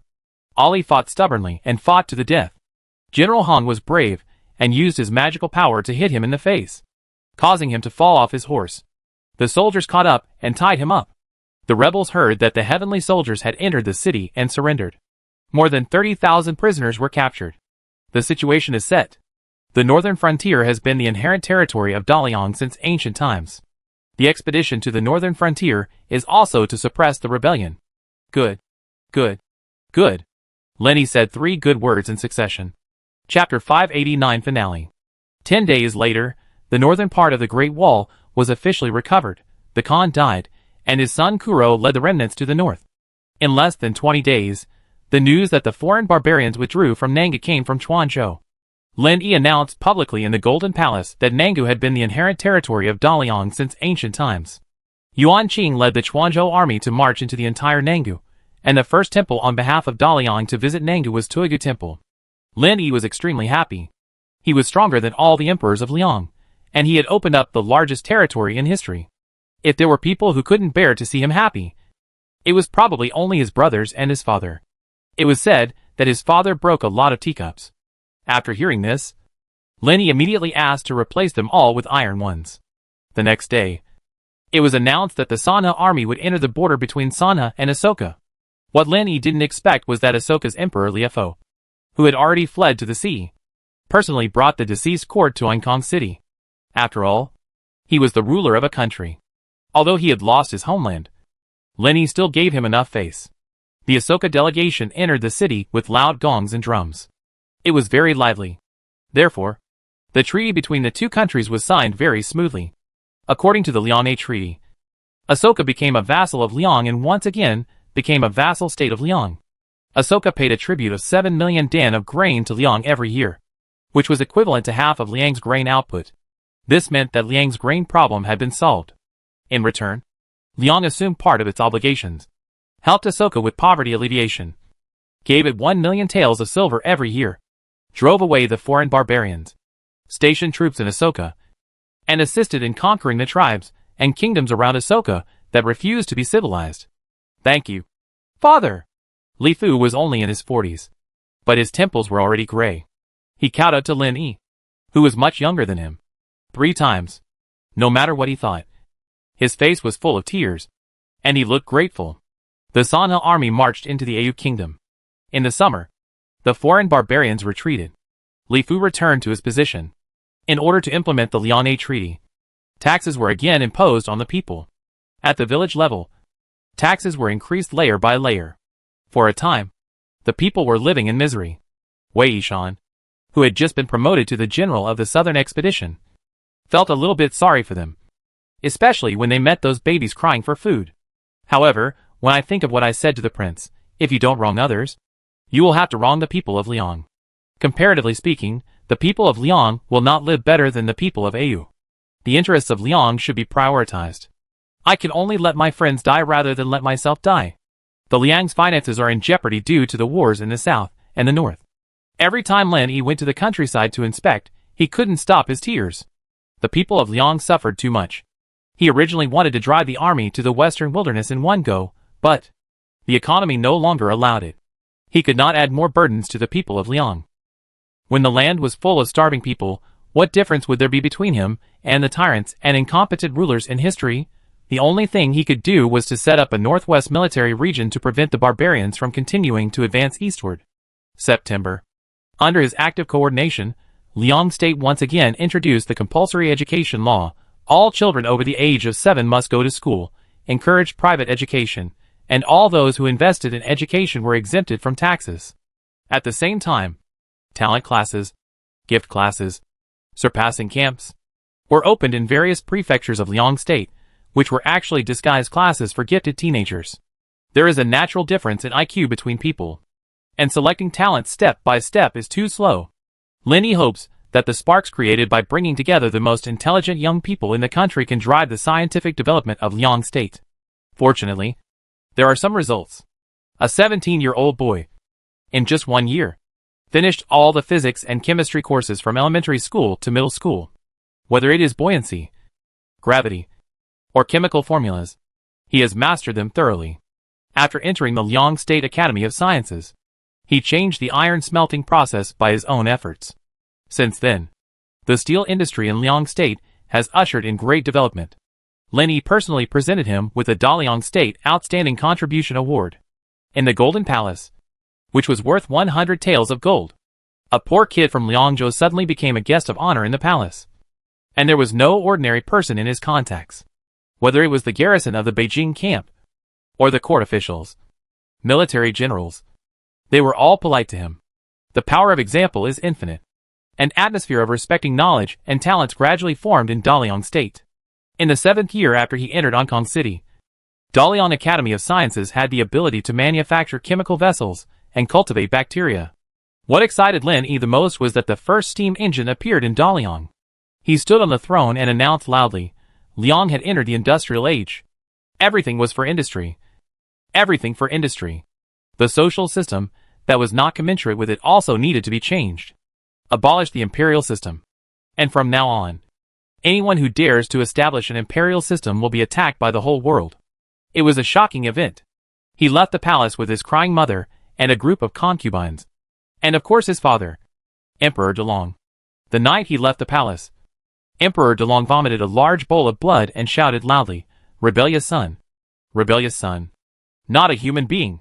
Lenny didn't care whether he lived or died. And the next day, he announced that the palace would become a 5A level tourist attraction in Daliang. As long as you pay, you can sleep on the bed of the Emperor of Liang. That month, a ticket to the palace alone sold for 700,000 taels. The court of Daliang moved to the newly built government center, which covers an area of 800 acres and has 11 buildings, each of which has 8 floors. Times have changed. Lenny can no longer be the emperor. The one who is most disappointed in him is Du Yingyang. She took Du Zhong and drifted on the sea. She never returned to Hong City. Look at what you have done.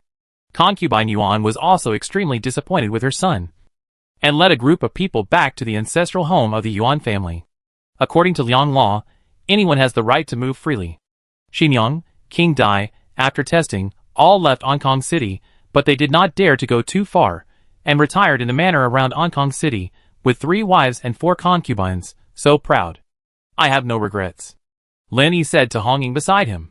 Your Majesty is wise. Hong Ying felt an indescribable bitterness. He could not imagine that their prince, such a person who coveted enjoyment, would actually set up a cage for himself. Your Majesty, Mingwa said cautiously. The princess took the prince and princess back to Yuego. That also reduces my burden. I don't have to raise my son and daughter. Lin Yi still had an indifferent attitude. At least Mingwa and her son are still by his side. Your Highness. Mingwa burst into tears. What's there to cry about? Lin Yi waved his hand impatiently. My biggest dream in this life is that everyone in Liang State can read and eat. I have done it, and I should be happy. The 3rd year of the opening of the Imperial Palace tourist area, Lin Yi completely delegated power. He is known as Zaiyayozi, fishing, walking the dog, raising birds every day. This life is comfortable, incredible. He is very satisfied. A disabled person, what else can he ask for?